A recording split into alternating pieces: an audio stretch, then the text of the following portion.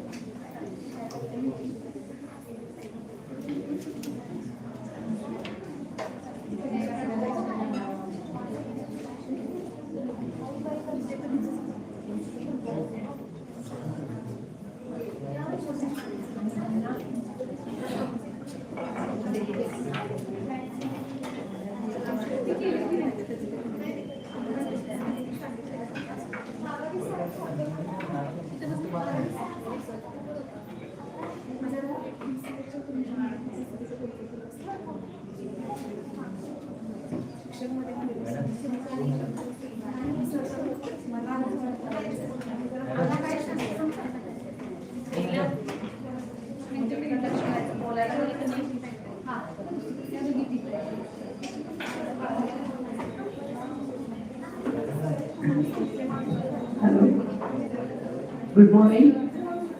Good morning, everybody. विद्यार्थिनींसाठी सूचना आहे.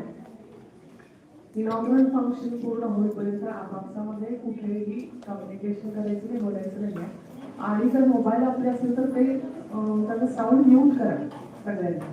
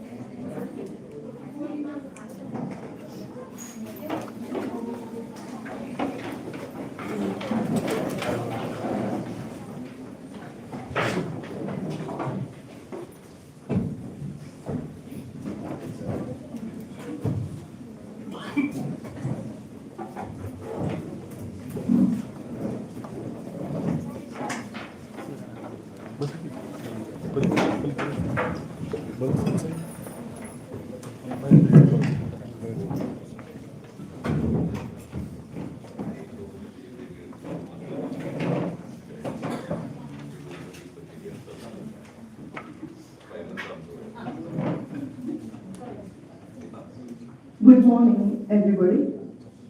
Excellencies, distinguished delegates, ladies and gentlemen. It's a matter of honor and privilege to extend to you all a warm welcome in this beautiful and sunny morning at our Kamala College, Kolhapur, the city of art, wisdom, knowledge, and heritage.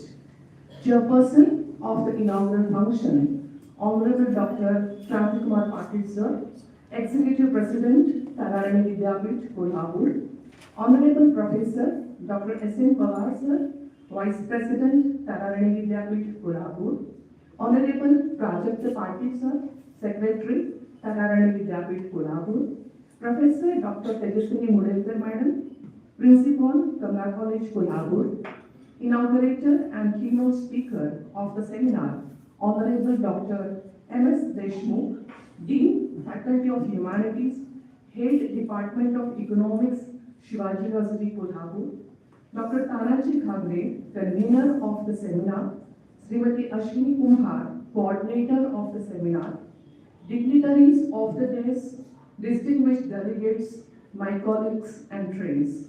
I extend you all warm welcome for one-day national seminar on Viksit Bharat at 2047, opportunities and challenges.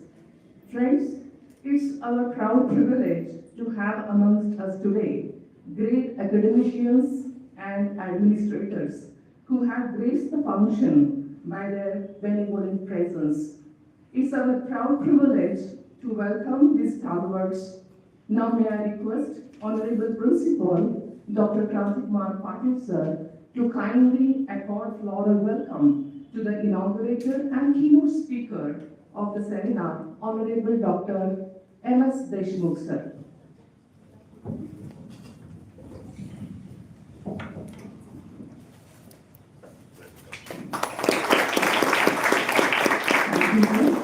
Now may I request Principal Dr. Tejaswini Mudalkar ma'am to accord floral welcome to the chairperson of the inaugural function, Honorable Principal Dr. Kumar Patil sir.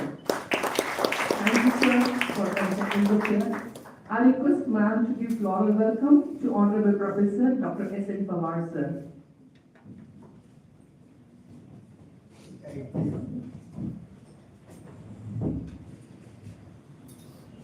Thank you, sir, for gracing the function. Now I request Mudalkar ma'am to give floral welcome to Honorable Prajakta Patil sir.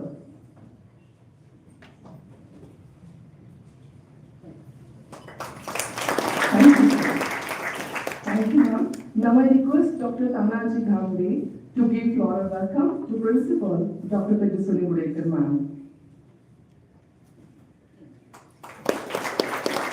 Thank you very much.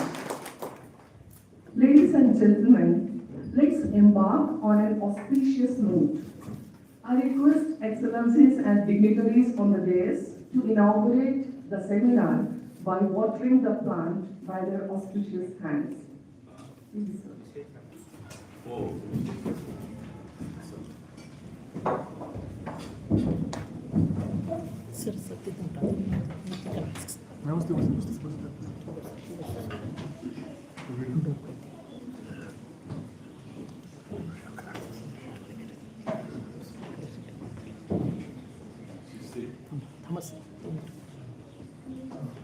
Sir.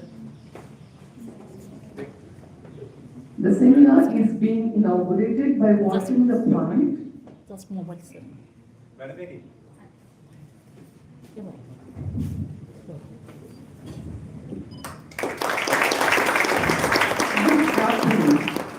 Is the symbol of growing knowledge, watered by invaluable wisdom. May this knowledge illuminate our lives and prosper us, enrich us with pure intelligence, as well as prudence. Thank you very much.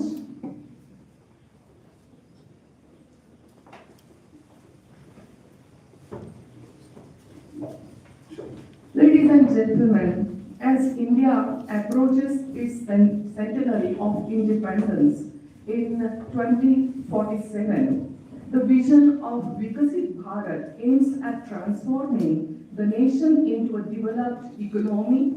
It focuses on equitable growth, innovative solutions, and inclusive policies through a commitment to enhancing education, healthcare, infrastructure, and environmental conservation. It strives to build a prosperous and resilient nation where every individual can thrive. In this changing scenario, we felt it is an opportune time to organize seminar on this topic. Now, I would like to invite Dr. Tararani Vidyapeeth, Department of Economics, to introduce the keynote speaker and elaborate the idea behind organizing the seminar as well. Dr. Vidyapeeth, sir. Good morning, all of you. Honorable President of today's function, Dr. Kumar Patil sir, Honorable Dr. S.N. Pawar sir, and Mr. Pradeep Patil sir, Professor Dr. Multidisciplinary madam, your leadership continues to be our guiding light. Today is a landmark day for the institution, but if I may speak personally for a moment, it is a significant milestone in my own journey as well.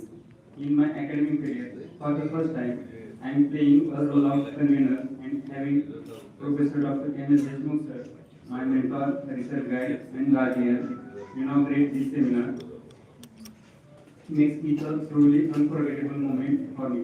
To learn under the guide and stand beside them, focus of national level dialogue on the future of our economy is a real privilege. Thank you, sir, for being here to witness and bless this initiative. As we stand in 2026, we are a pivotal junction in India's history. The vision of Viksit Bharat 2047 is not merely a policy goal, it is a collective national aspiration to transforming India into a developed nation by century of our independence. This seminar aims to discuss this vision through the opportunity and challenges. Under the visionary leadership of Tararani Vidyapeeth, we have organized this platform to contribute meaningfully to the national discourse. I am certain that the insights shared by the experts and our participating scholars will provide a roadmap for the students and faculty present here. Once again, I welcome you all to this national seminar. Also, I stand here to introduce today's inaugurator and keynote speaker, Professor Dr. Deshmukh sir. Professor Dr. Deshmukh sir is well known to everyone here and not need to introduce. His work and his reputation speaks for themselves. However, as the protocol of this program, I stand here to formally introduce our eminent keynote speaker. Professor Dr. Deshmukh sir is highly respected academician, researcher, and administrator. Currently serve as the Chief Faculty of Humanities and Head of the Department of Economics at University Kolhapur. He is a specialist in the agriculture economics. He completed MA degree from University of Mumbai in 1995 and PhD from University Kolhapur in 2009. His professional career spans nearly more than 30 years. He begins as an assistant professor at S.K. Somaiya College in Mumbai and became a professor at University in 2023. Dr. Deshmukh sir has held many important leadership roles. He served as the director of IQSC, University, director of Innovation, Incubation and Linkages. He was also coordinator of Yeshwantrao Sawan School of Rural Development, University, Kolhapur. Additionally, he is the member of Senate and Academic Council.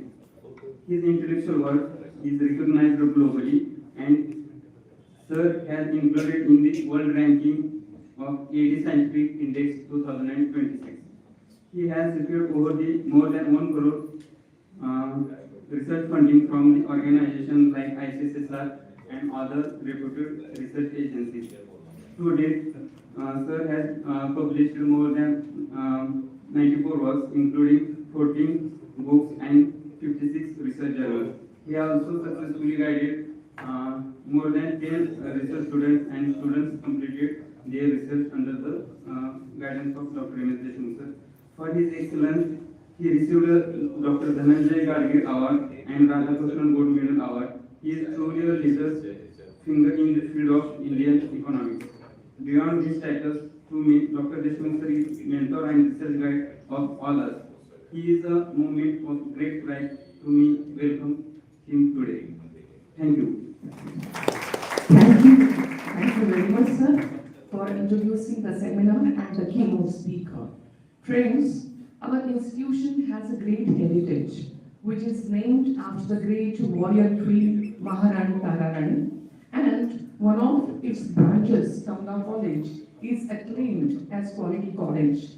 Its amazing galloping growth is noteworthy. May I now request Professor Dr. Tararani Vidyapeeth, Principal Kamala College, to address the audience and give a brief introduction of the college. Principal Vidyapeeth.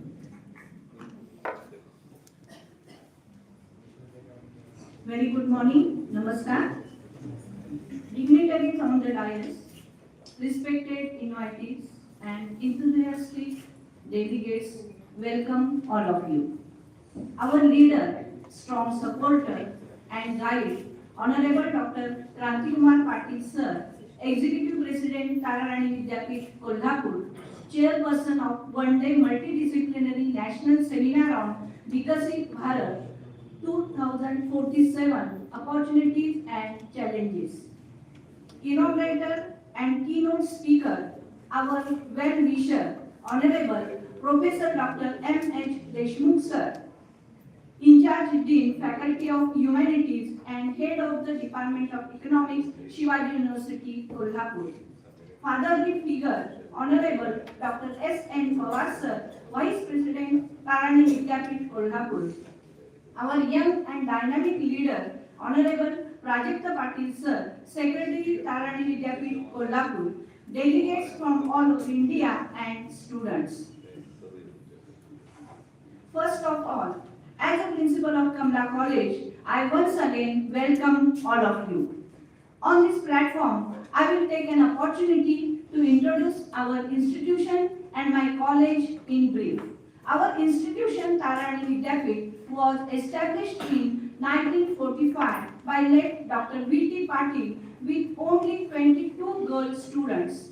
It is only women's educational institute having KG to PG classes in the heart of the city of Kolhapur. And now, our institution, there are 6,500 students studying under one roof. Kamala College is one of the branches of Tararani Vidyapeeth. Our college is established in 1984 with noble vision, women empowerment. Our mission is develop women professionals who are academically and technically competent with strong professional ethics. As a result of this, our students are making their marks in sports, academic, political, civil, social, entrepreneurship, and economic fields. Our college offers undergraduate courses in arts and commerce streams and postgraduate courses in the subjects home science, English, and Yoga Shastra. Not only we provide traditional courses, but over a period of time, we have provided professional courses like AICTE approved BCA, DVOC in Food Processing and Management. In the innovative program, we have PG Diploma in Yoga Therapy, 7 career-oriented courses like Hospital Management, Computerized Accounting, Communication Skill, Dietetics, etc. And 3 self-financing courses like Tally with GST, Organic Farming, Basics of Music, etc. Our YCMU Center is awarded with Best YCMU Center. Our library is fully computerized and we have learning management system also. In our eco-friendly campus, there are 2 girls hostel with all facilities. Our college is honored with College with Potential for Excellence by UGC in 2016 and re-accredited in third cycle by NAAC 3.12 CGPA with A grade in 2017. And UGC has given us an autonomous status in 2022-3. Since 2010, our college has organized 2 state level, 16 national level, 7 international level seminars, 7 national level, 1 international level webinar, and more than 135 workshops very successfully. We choose very important theme for today's seminar. Viksit Bharat 2047 is golden vision to transfer India into developed nations by its 100th anniversary of independence in 2047, focusing on self-reliance, economic growth, social empowerment means youth, women and farmers empowerment, and sustainability driven by citizen participation, and innovation by key sectors like technology, infrastructure and green energy. It's a comprehensive national mission to involving major investment in education, healthcare, infrastructure, technology to achieve goals like zero poverty, 100% quality education and high female labor force participation. I hope at the end of the seminar, all delegates gain something more than that have already in your pocket. Thank you very much. Thank you very much, Madam, for introducing our college and its glorious growth. Friends, we are immensely happy that the seminar could evoke a thorough brainstorming on the theme Viksit Bharat at 2047, opportunities and challenges. The overwhelming response by the delegates on the theme is an encouraging gesture that boosted our morale, and it is a proud moment for us to publish the scholastic contributions in our very own home publication, Kamala Research Journal, peer-reviewed academic journal of multidisciplinary research, which I must say is one more feather in the cap of Kamala College. Now may I request Excellencies and dignitaries on the dais to release the publication digitally.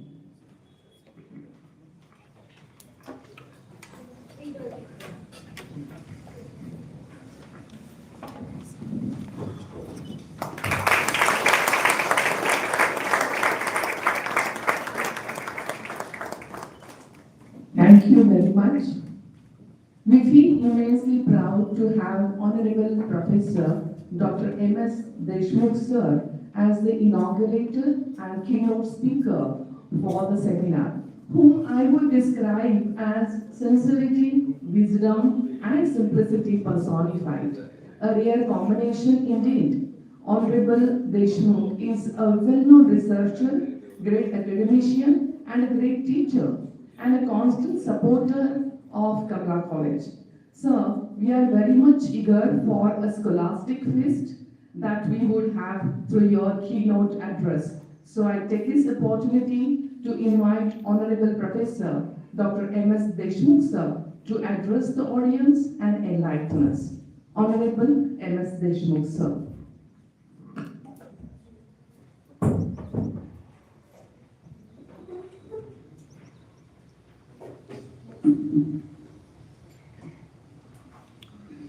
Very good morning, one and all. On the occasion of a one-day multidisciplinary national seminar, which is popularly and nicely titled as Viksit Bharat at 2047, Opportunities and Challenges. On the inaugural session, we do have on the dais our own elder one and excellent in the education field. We have served many years in the field of education. Honorable Principal Dr. Kamala Party, Under the dynamic leadership of the college, this college is functioning systematically. The principal, Dr. Deshmukh, the support from the management is required for any institutions, and we do have on the dais Professor S.N. Pawar, the Executive Director of this particular institute, Project Party, Coordinator of this particular national seminar, Dr. Tararani Vidyapeeth, Kumbha, all the delegates from the various parts of the country, students, friends, ladies and gentlemen. It gives me an immense pleasure to have with us today on this particular August gathering. And talking about the Viksit Bharat at 2047, the title which has been coined by this particular college, which is very important, not only from the region's point of view, but from the national perspective point of view. Each one has a dream to progress, including the individual progress, to your family progress, to your state as well as the nation. And that's why the think tanks are more important. The vision is more important. Our approach is more important.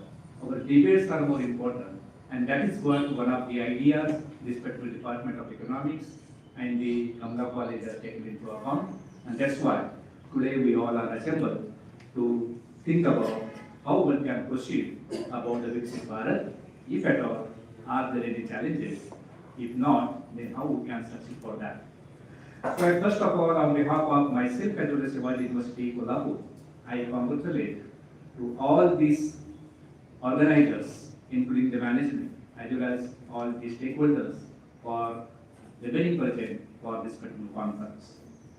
Topic is very key, and my inaugural address, which will go at least for minimum 30 minutes. If the organizer gives me more time, then we will have some kind of even discussions also, if permitted. Some of the key points I will put before you. These key points will cover where India was, where India is, and where we want to go in years to come. So history is always giving us some kind of experience. We all are learning from our past. We always channelize our present on the basis of the past, and taking the past and the present into account, we always focus for the future. And that is the tendency of every human being. This particular topic, though which we talk about, it should be considered only by the economist or only by the person who belongs to the Department of Economics or knowledge of economics, but this is a general theme. Each human being should think about how one can have a Viksit concept. So the first question arises, what is the Viksit Bharat? We know the Bharat, but we are talking about Viksit Bharat. The term Viksit is in Marathi, we also call it a Viksit, in Hindi also we call it a Viksit, but English we call it as a development or advance. So does it mean that India was not developed? Does it mean that India was not progress? Does it mean that India is on a developing stage and we want to make it as a developed country? If you go back to the centuries back, we know that India is based on the values, Indian culture is based on the ethos, Indian system is based on the knowledge, and our past knowledge, which is very important. Some of the examples I will cite subsequently. What is that? You must have heard one of the terms which I will coin, and that is in Hindi. The term is Bharat ek sone ki chidiya thi. One has to underline this. I don't know exactly who has coined this particular term, but the term is very popular. And that is what the incidents we have to pick up. I mean, the centuries back, the world was looking for India is sone ki chidiya. Then one has to analyze and reanalyze and think and rethink that is it the right term or it was only the point term. As a researcher of economics, I have gone to the literature and I come across not only the Indian people was talking about the sone ki chidiya, but many foreign people from across the globe which are also putting this kind of seed.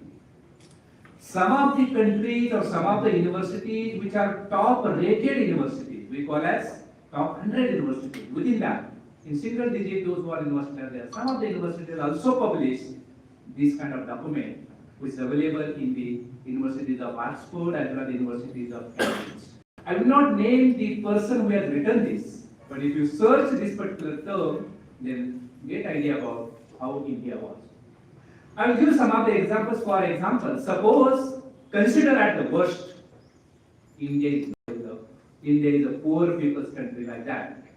Then if you see that the people who have come to the India, for example, take a British people, French people, Mughal people, if they have come to the India, they have remained for how many years?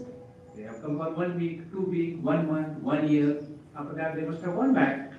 If there is nothing in their India to eat, to live, to stay, centuries and more than centuries, people have remained here. What is the reason?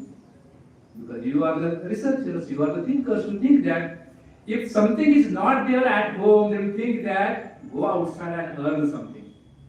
But somebody is coming from outside and remaining here for many centuries, it means there was something within the country.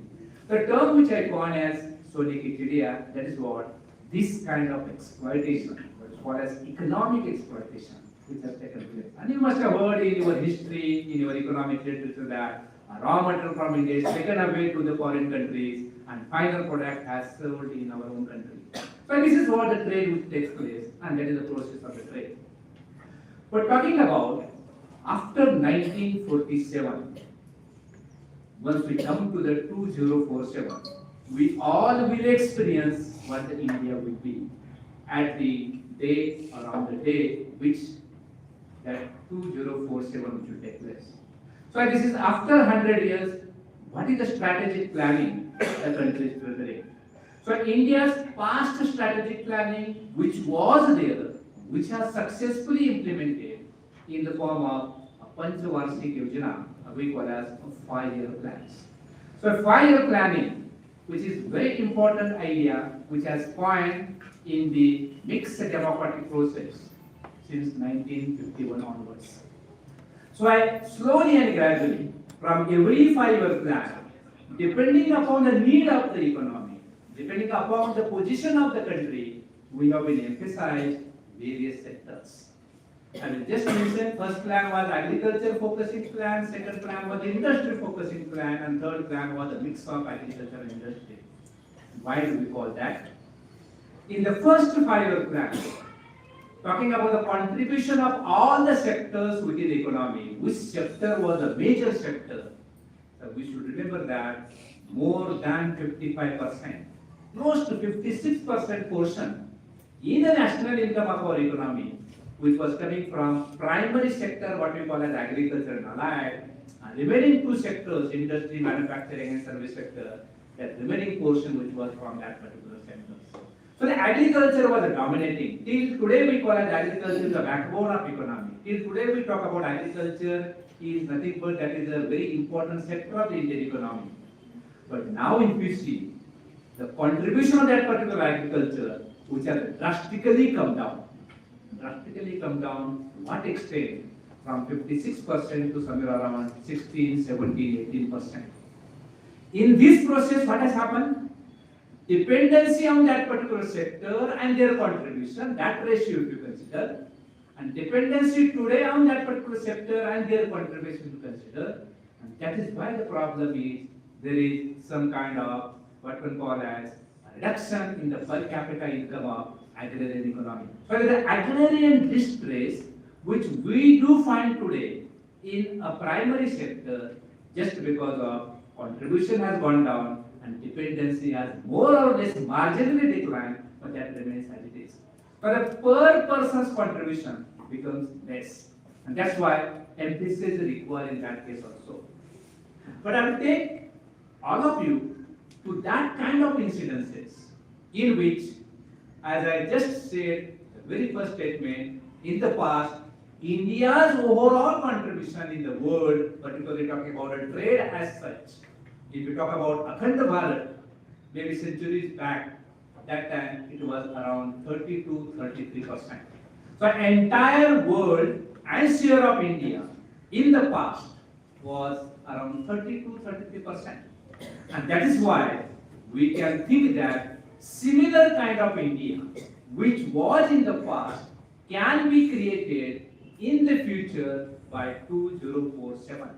And that is why the strategies like a Viksit Bharat or a dream like a Viksit Bharat, which plays a very important role. And that's why this kind of theme, which the college has identified, becomes very popular, not only from the seminar point of view, but to just give the message, spread the message across the stakeholder plays very important. If we move further and see to it that at this particular year, what is the stand of India? Talking about 200 plus countries, where is the position of our Bharat? If you consider that, and if you identify top 5 nations among all 200 plus countries, so India ranked at present 4th largest economy within the world. Slowly and gradually we have moved from the double-digit economy at a rank globally to now a single-digit and across the 4th stage within the country. Now, taking this into account, who is at number 1, who is at number 2, who is at number 3? If you see that, so you would remember that USA, just America, is one of the largest country which is at number 1, whose annual income, we call it annual turnover, their income is somewhere around $28-29 trillion, roughly take $30 trillion. Followed by that, China, whose income is around $20 trillion.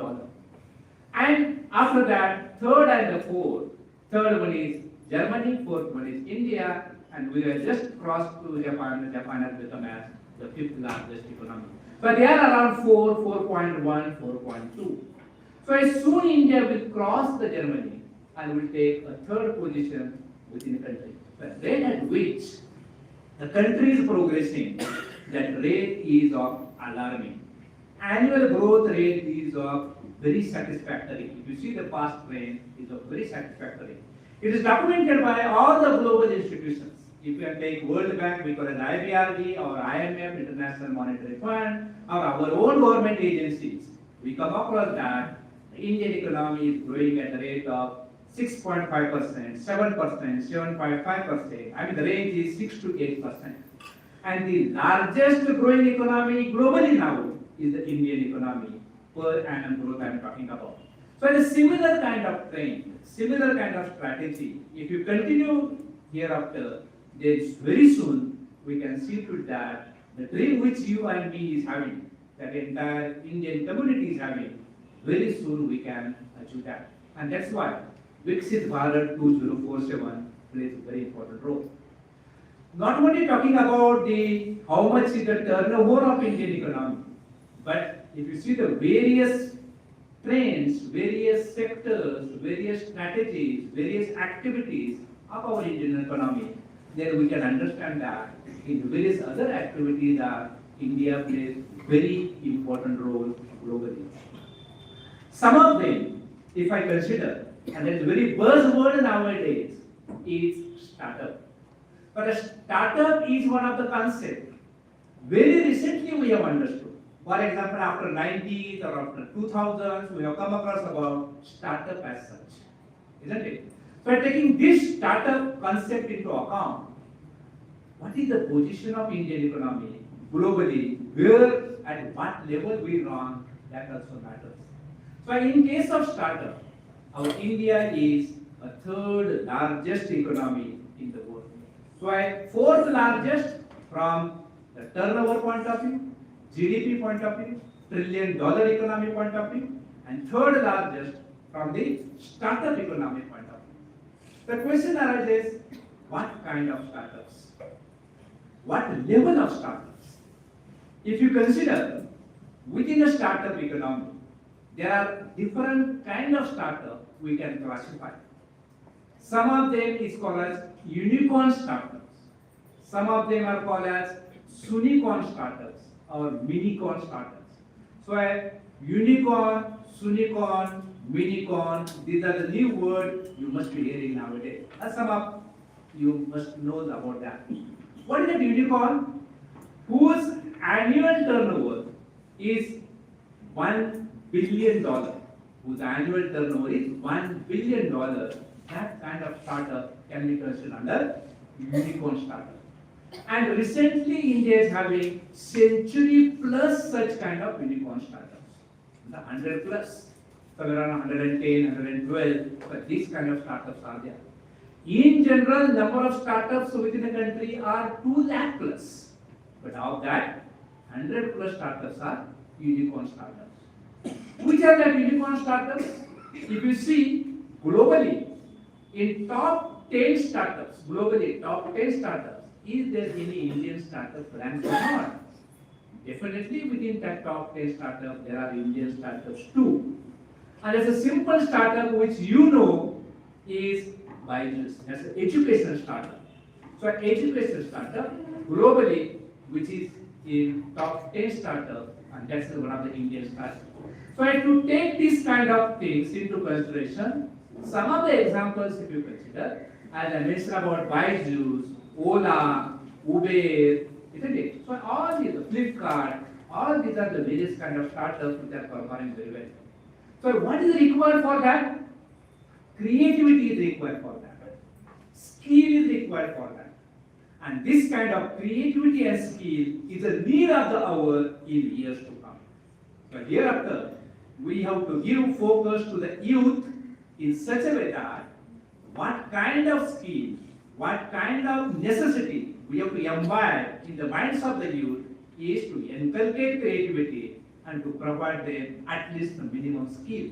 And that is why the present education policy, national education policy we call as, is giving more focus on vocational skill enhancement, as well as a research project. The research is also one of the components for that. So these are the activities which are coming out in years to come. That's why hereafter, focus in educational system should be on these parameters, because we are targeting for the youth. Now the question arises for Viksit Bharat, why do we target or why to focus more only on the youth? That is one of the questions which comes in everybody's mind. The question is, if you see that the various nations' history, either you can take China or maybe our neighboring countries or the European countries or the Malaysia, Indonesia, these countries, we have understood that their demographic trends, way in which, period in which, or the era in which that country's population was a youth population more, only in that particular period that country's progress has taken place at a faster rate. That was the case for China, and this will be the case for India. I'm just giving the comparison. After the independence, China's income and India's income was more or less same. After the independence, their population overlapped with some margin. One was at number 1, other was at number 2, but globally we were 1 and 2. But see the progress. China's present turnover, as I mentioned, is around $20 trillion. We remain at $4.1, $4.2 trillion, irrespective of the size of the population. What has not considered in the past, what is required in the future now? Here, that is what I mentioned. The focus should be given on the youth. So this is the situation, this is the trend, this is the position for a country like India has started from 2018 onwards. This trend will continue till 2060. So during this particular period, our demographic dividend is one of the idea which one has to encash it. So encashing the demographic dividend is very important to make India as a Viksit. How one can encash this? Because on an average, the youth population is around 65% within the country. So out of 100 people, 65 people are having youth, and of that, average age is around 30 years. So if you take a life expectancy of our country is around 85 plus. Average size is now 30. So 85 to 30. This particular gap, this particular duration is the only duration in which we can encash the demographic dividend. And that's why focus is very important for the Viksit Bharat on youth population to inculcate skill, creativity, and other kind of entrepreneurial activities. Moving ahead and talking about some of the other global parameters. If you consider that, take a simple parameter is of Human Development Index. We want a Vikas, we want a development, we want to make India Viksit, but at the pace of human being. So, what is required? Not only the overall size of the economy is more important, but to fight with the global countries, that is very important, but to improve the living standard of our own community, what is required? At least the basic necessities are more important, food, clothing, shelter, then other amenities, which are the basic necessities. So the qualitative livelihood, living standard, one has to improve. Livelihood index is to be improved. For that, Human Development Index plays very important role. And what are the parameters of that? Education is one parameter. Health is the second parameter. And livelihood or employment is the third parameter. On the basis of these three parameters, global ranking of all the countries gets reflected in that. So every year, the Human Development Report comes out, and every country's ranking which takes place. But in this particular ranking, though India is progressing, and that is at the fourth largest economy, as well as the third largest startup economy, but in Human Development Index, which are after 100, even after 125, is somewhere around 130, 31, 32, that is the ranking. So this is the area which is a very crucial area for the country like India, and it's very important from the Viksit Bharat point of view. So the Human Development Index and Human Development Report will have three parameters. So education is important, health is important, as well as the livelihood and the creation of employment is also more important. So hereafter, to go towards the Viksit Bharat, we have to strengthen the education curriculum, education system as such, and educational institutions as such, so that we should not only develop a degree awarding graduates from all the universities, but these graduates will go either within the market in the form of job, or they can start their own entrepreneurs through which they can become entrepreneur as well as they can provide jobs to others. Such kind of training in years is required, and that is why education plays very important role. Likewise, health is also more important, as well as employment opportunities are also more important. Once we strengthen the education system, health automatically will improve, employment opportunity will automatically improve. You may have questioned my that. Why sir said only education, why not others? Because the educational quality improves, then health services will also improve. For example, if we have good doctors, then we have good diagnosing. We have more number of hospitals, more number of medicines, exactly diagnosing tests properly, more laboratories, then the what we call as life expectancy, that will also improve. Accordingly, if the education provides more skill, more job-oriented knowledge, then placement will take place, as well as entrepreneurial activity will also take place. Once we provide this, if you strengthen this platform, slowly and gradually, in this particular era, then dream like Viksit Bharat 2047 will become very close for us. Moving ahead and talking about what kind of other activities are also required to make India as a developed country. In this case, if you take an example of China and India, what strategy China has adopted irrespective of largest size of population? China has focused more on the manufacturing activities as well as called as a secondary sector. Our ratio in the past of secondary sector, which has not increased to the largest extent, but service sector has moved very fast. Now the service sector is contributing somewhere around 55%. What was the contribution of agriculture? Now the service sector has started, they have taken that particular place. manufacturing sector somewhere around 20, 23, 24, 25, 26%. So the major change which has not taken place in this particular sector. And this is what which will require in years to come.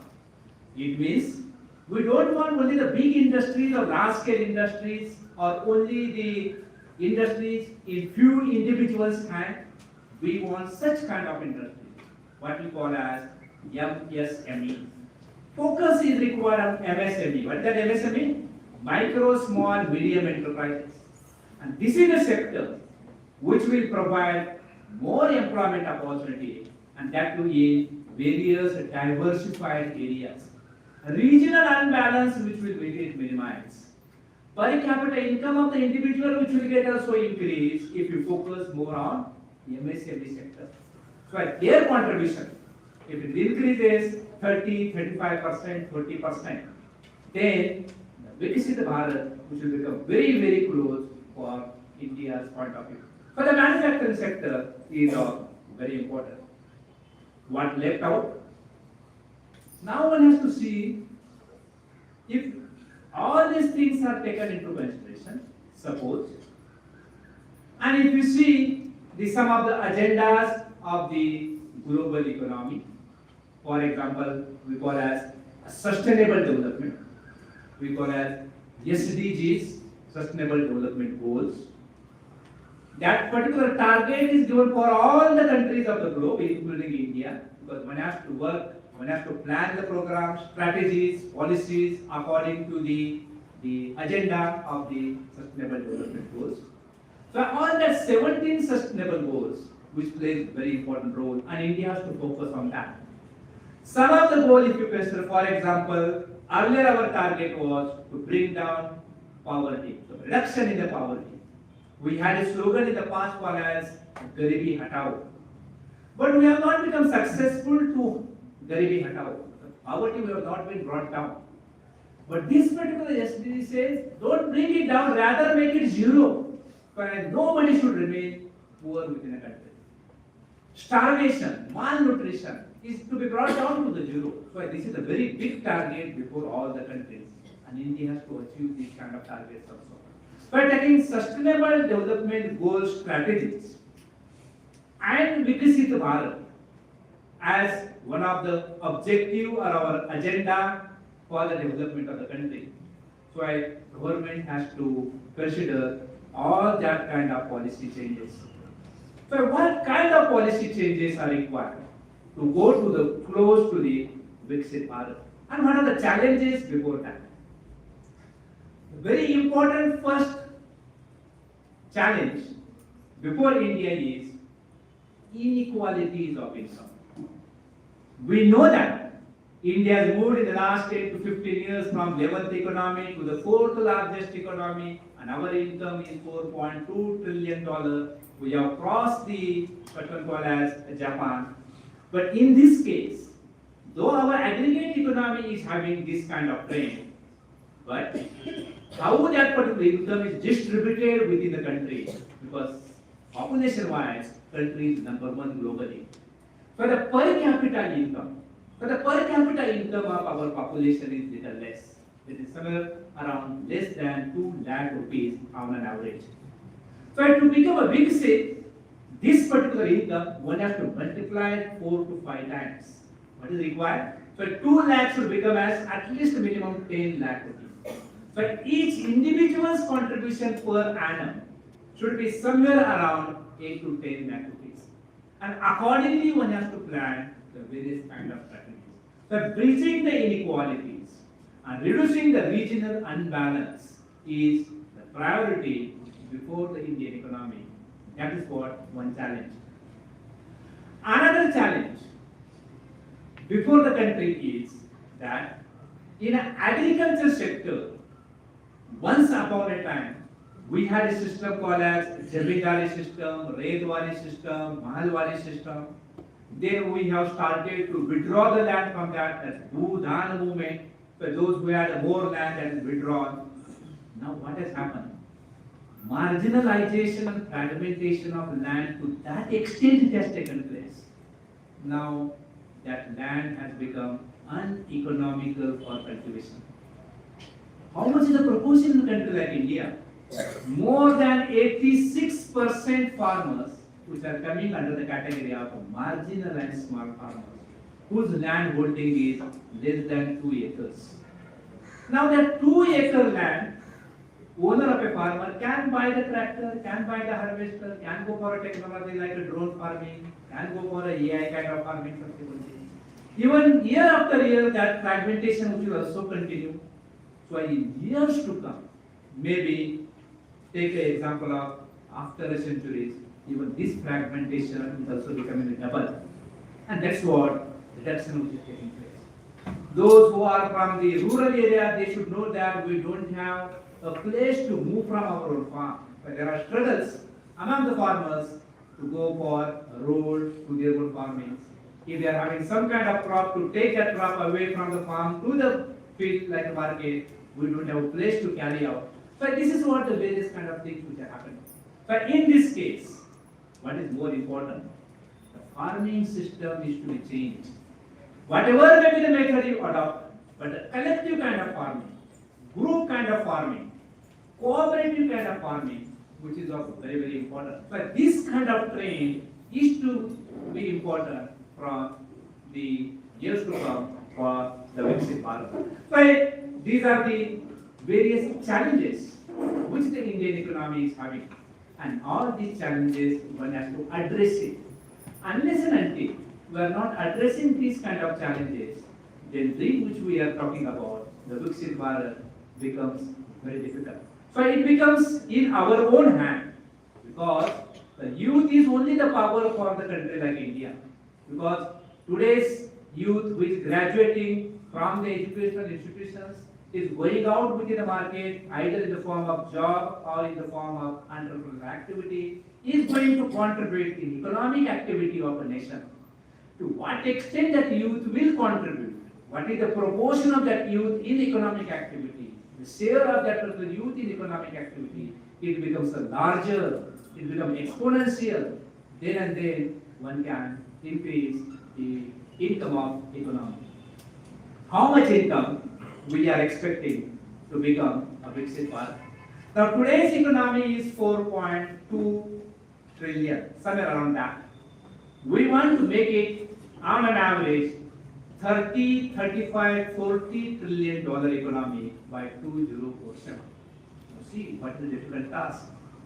And this particular difficult task one has to fulfill through the strategic planning and strategic program. So what kind of strategic planning and program government has started? Take a simple example of government of Maharashtra. Government of Maharashtra is planning to make Maharashtra's economy as $1 trillion in overall $5 trillion of economy of nation. I mean 20%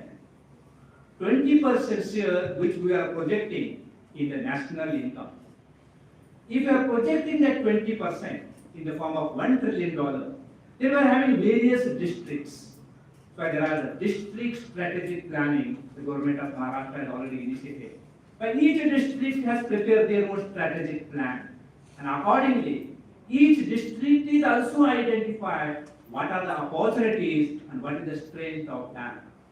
That's why, if you identify some of the districts, they will come to know that a particular product or particular commodity which is having a largest share or largest contribution in the Maharashtra's economy, down that the government is given the focus.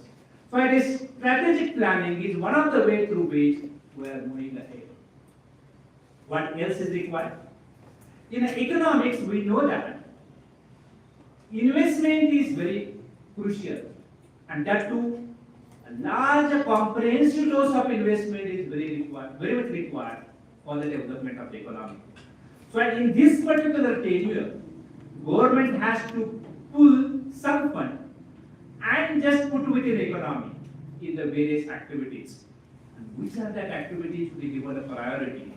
We call as directly productive activity and social overhead capital. What is directly productive activity? Directly productive activity which results in direct consumption, isn't it? That will not lead to support to other activities. Take a simple example. Suppose if you invest or put some fund in road construction, dam construction, then railway development, airport development. All these will assist for further development of the economy. But the government's plan is Gati Shakti.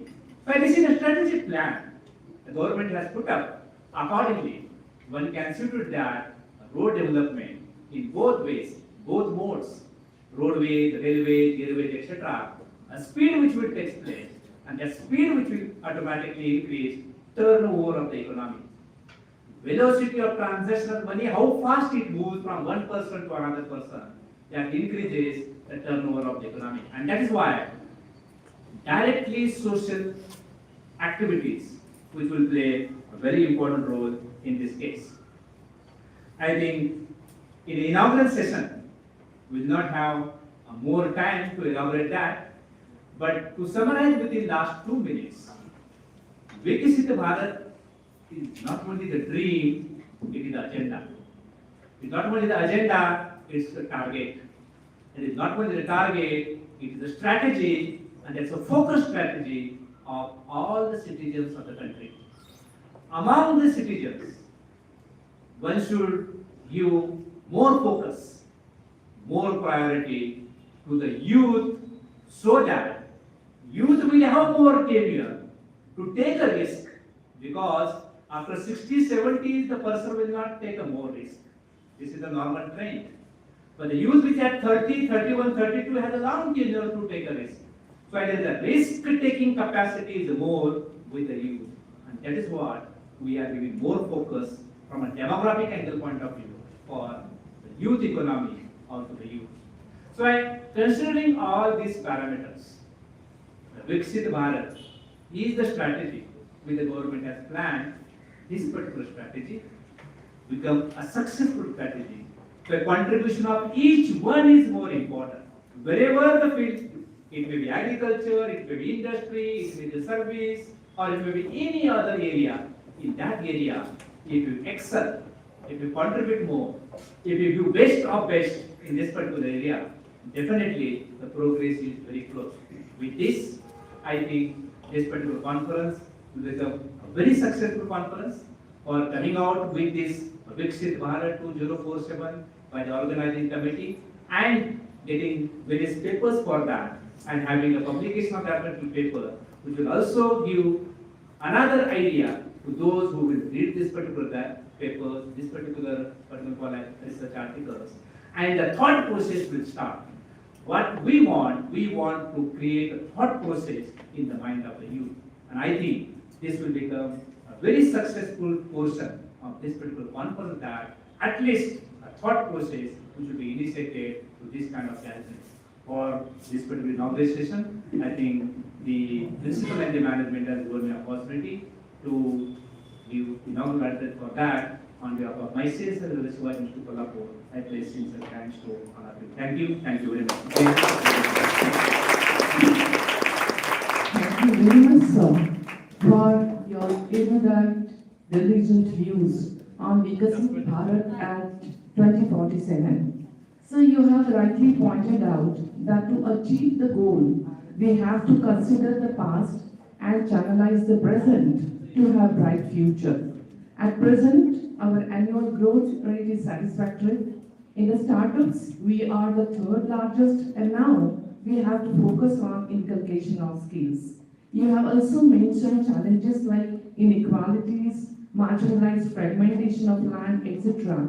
And also you have raised some solutions which are really very useful. I think this scholastic presentation will help us in many ways. As he has said, it is not only dream, but agenda, and not only agenda, but focus on youth. Thank you very much, sir, for your guidance and scholastic presentation.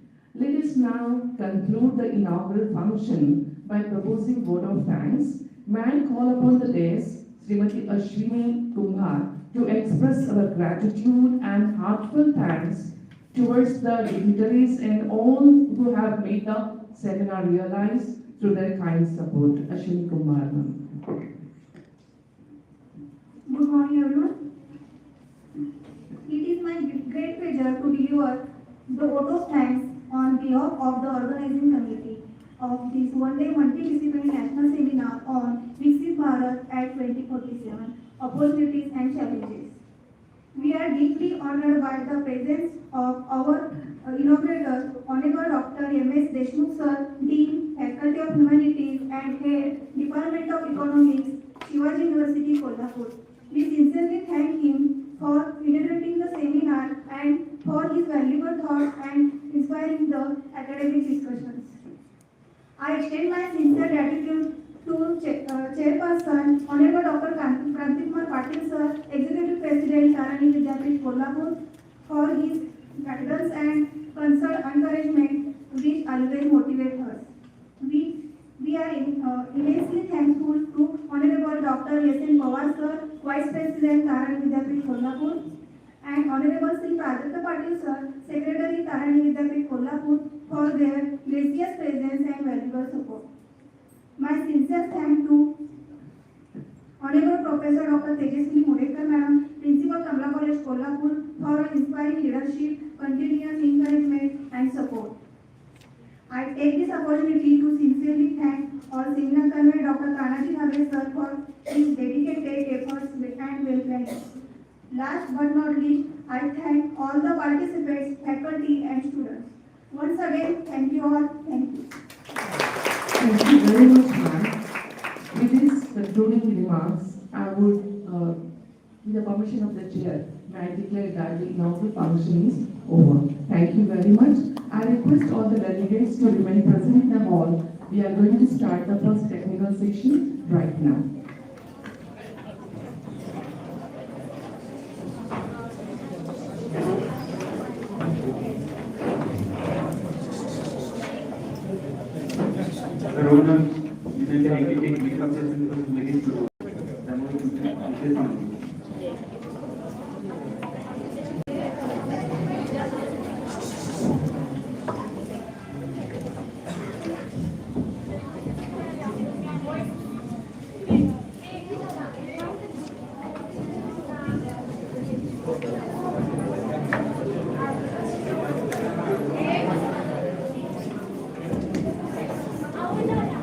But like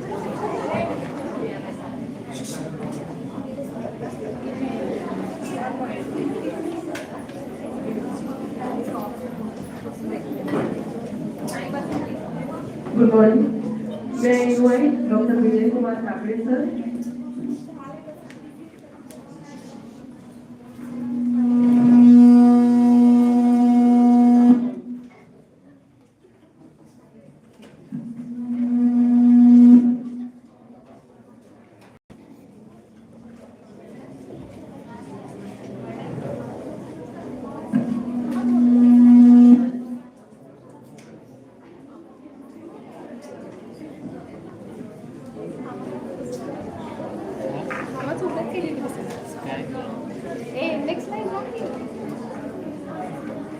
Good morning to one all. Respected Chairperson of the Technical Session 1, Dr. Kumar Patil Sir, former Head, Department of Economics, Shivaji University, Kolhapur, distinguished resource person, Professor Dr. Kumar Sir, Dean, Faculty of Humanities, Bharat, University, Satara, respected Principal, Professor Dr. Tejaswini Mudekar Madam, faculty members of Kamala College, invited guests, research scholars, students, and their participants. A very warm welcome to all in the technical session first of the one-day multidisciplinary national seminar on Viksit Bharat at 2047, Opportunities and Challenges, organized by Kamala College, Kolhapur. To begin with the felicitation, may I request Dr. Tararani Vidyapeeth Sir to welcome the chairperson of this session, Dr. Kumar Patil Sir, by offering a bouquet as a token of our love.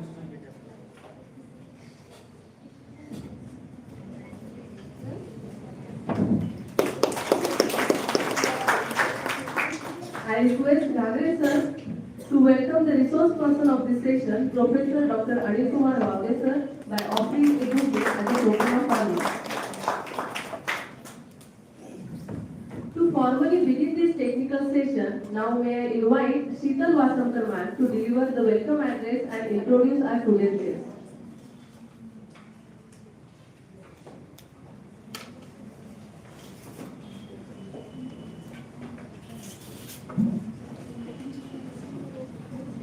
respected dignitaries on the dais, good morning to one and all. It is my great privilege and honor to welcome you all the first technical session of our one-day multidisciplinary national seminar organized by Tararani Vidyapeeth, Kamala College, Kolhapur on the visionary theme Viksit Bharat at 2047 Opportunities and Challenges. As we collectively look forward to the India of 2047, this technical session aims to provide meaningful academic insights into the economic and social roadmap of our nation, and to reflect upon the opportunities and challenges that lie ahead. For this important technical session, we are extremely fortunate to have with us a highly distinguished academician and researcher, our respected resource person, Professor Dr. Anil Kumar Bhavre sir. Dr. Bhavre sir brings with him a rich academic experience of more than 25 years. He is currently serving as a professor in the Department of Economics at Chhatrapati Shivaji College, Satara, and also holds the prestigious responsibility of Vice Principal of the same institution. He is also serving as the Dean, Faculty of Humanities at Bharat Patel University, Satara. His academic qualifications include MA, PhD, GDCA, and SET. He is a prolific researcher with more than 70 research papers published in reputed national and international journals. He has successfully guided 15 PhD scholars, and several research scholars are currently pursuing their work under his guidance. Dr. Bhavre sir has also authored 14 textbooks and 9 reference books with notable contributions in areas such as the Indian economy, agro-tourism, agricultural development, and rural finance. His outstanding academic excellence has been recognized through several prestigious awards, including the Barrister P.G. Patil Ideal Teacher Award in 2022 and the Yashwantrao Chavan Ideal Teacher Award in 2023. He has also served as the President of the Marathi Economic Parishad. We are truly honored to have such an eminent scholar with us today. Now, presiding over this technical session as our respected chairperson is the eminent economist, Dr. Vijay Kumar Kakre sir. Dr. Kakre sir is a renowned academician who served with distinction as professor and head Department of Economics at Shivaji University, Kolhapur. With decades of dedicated service in teaching, research, and academic administration, he has made significant contributions to the field of economics. He is currently an impaneled resource person of the Securities and Exchange Board of India, that is SEBI, and has been actively involved in promoting investor education and the financial awareness. His deep understanding and contemporary economic issues, national development policies, and budgetary perspectives makes him the perfect guide for this technical session. We eagerly look forward to his valuable observations and guidance. Thank you. Thank you so much. Thank you, ma'am. Now may I request Professor Dr. Anil Kumar Bhavre sir to deliver his expert lecture.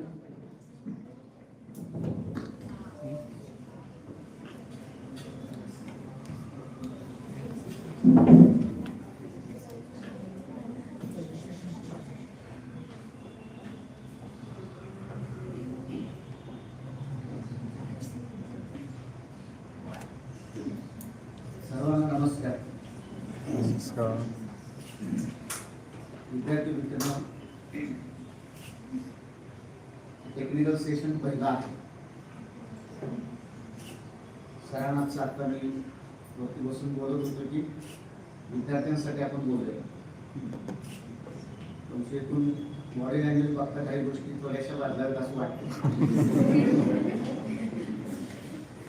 राष्ट्रीय चर्चासत्र आपण विकसित Bharat act 2047 opportunities and challenges या अनुषंगाने आयोजित केलं. त्यासाठी जे व्यासपीठावर अध्यक्षस्थानी उपस्थित आहे, खरं तर मी माझं भाग्य समजतो की ज्या गुरुंनी मला शिकवलं त्यांच्यासमोर आज मला माझे विचार व्यक्त करण्याची संधी मिळते. खरं तर मी आज परत एकदा परीक्षा देतो असं म्हटलं तर चालेल. आदरणीय गुरुवर्य doctor तगडे sir, तन्मयनाथ Nagare sir, coordinator कुंभार मॅडम, त्या महाविद्यालयाचे आदरणीय प्राचार्य मुडेकर मॅडम आणि आपण सर्व बंधू आणि विद्यार्थी, थोडा वेळ देशमुख सरांचं कीनोट ॲड्रेस पण मी ऐकलं. विकसित भारताकडे कसं बघायला पाहिजे, त्या दिशेने आपल्याला कसं जायला पाहिजे, चॅलेंजेस काय आहे, त्याचे नेमके पॅरामीटर काय आहे, त्याच्यावर काही गोष्टी देशमुख सरांनी आपल्या समोर मांडल्या. कदाचित त्याच्यातल्या काही 2-3 गोष्टी पण क्रिटिक होण्याची शक्यता आहे, पण त्याच मुद्द्यावर वेगळा विचार असू शकतो. आणि विद्यार्थी म्हणून या देशाचा नागरिक म्हणून विकसित भारताच्या दिशेने जात असताना आपल्याला कोणती चॅलेंजेस समोर आहे ती कशी आपण सॉल्व्ह करू शकतो. आपल्या टार्गेट्स, तर टार्गेट्स पासून आपण स्ट्रॅटेजी पर्यंत पुढे आलो, जसं मगाशी बोलले गेलं त्याप्रमाणे. खरं तर ती प्रोजेक्टेड ग्रोथ असेल किंवा ज्याला आपण म्हणतो की developmental aspects, there are number of developmental aspects, but in the strategy of Viksit Bharat Act 2047, government had focused on major 4 aspects.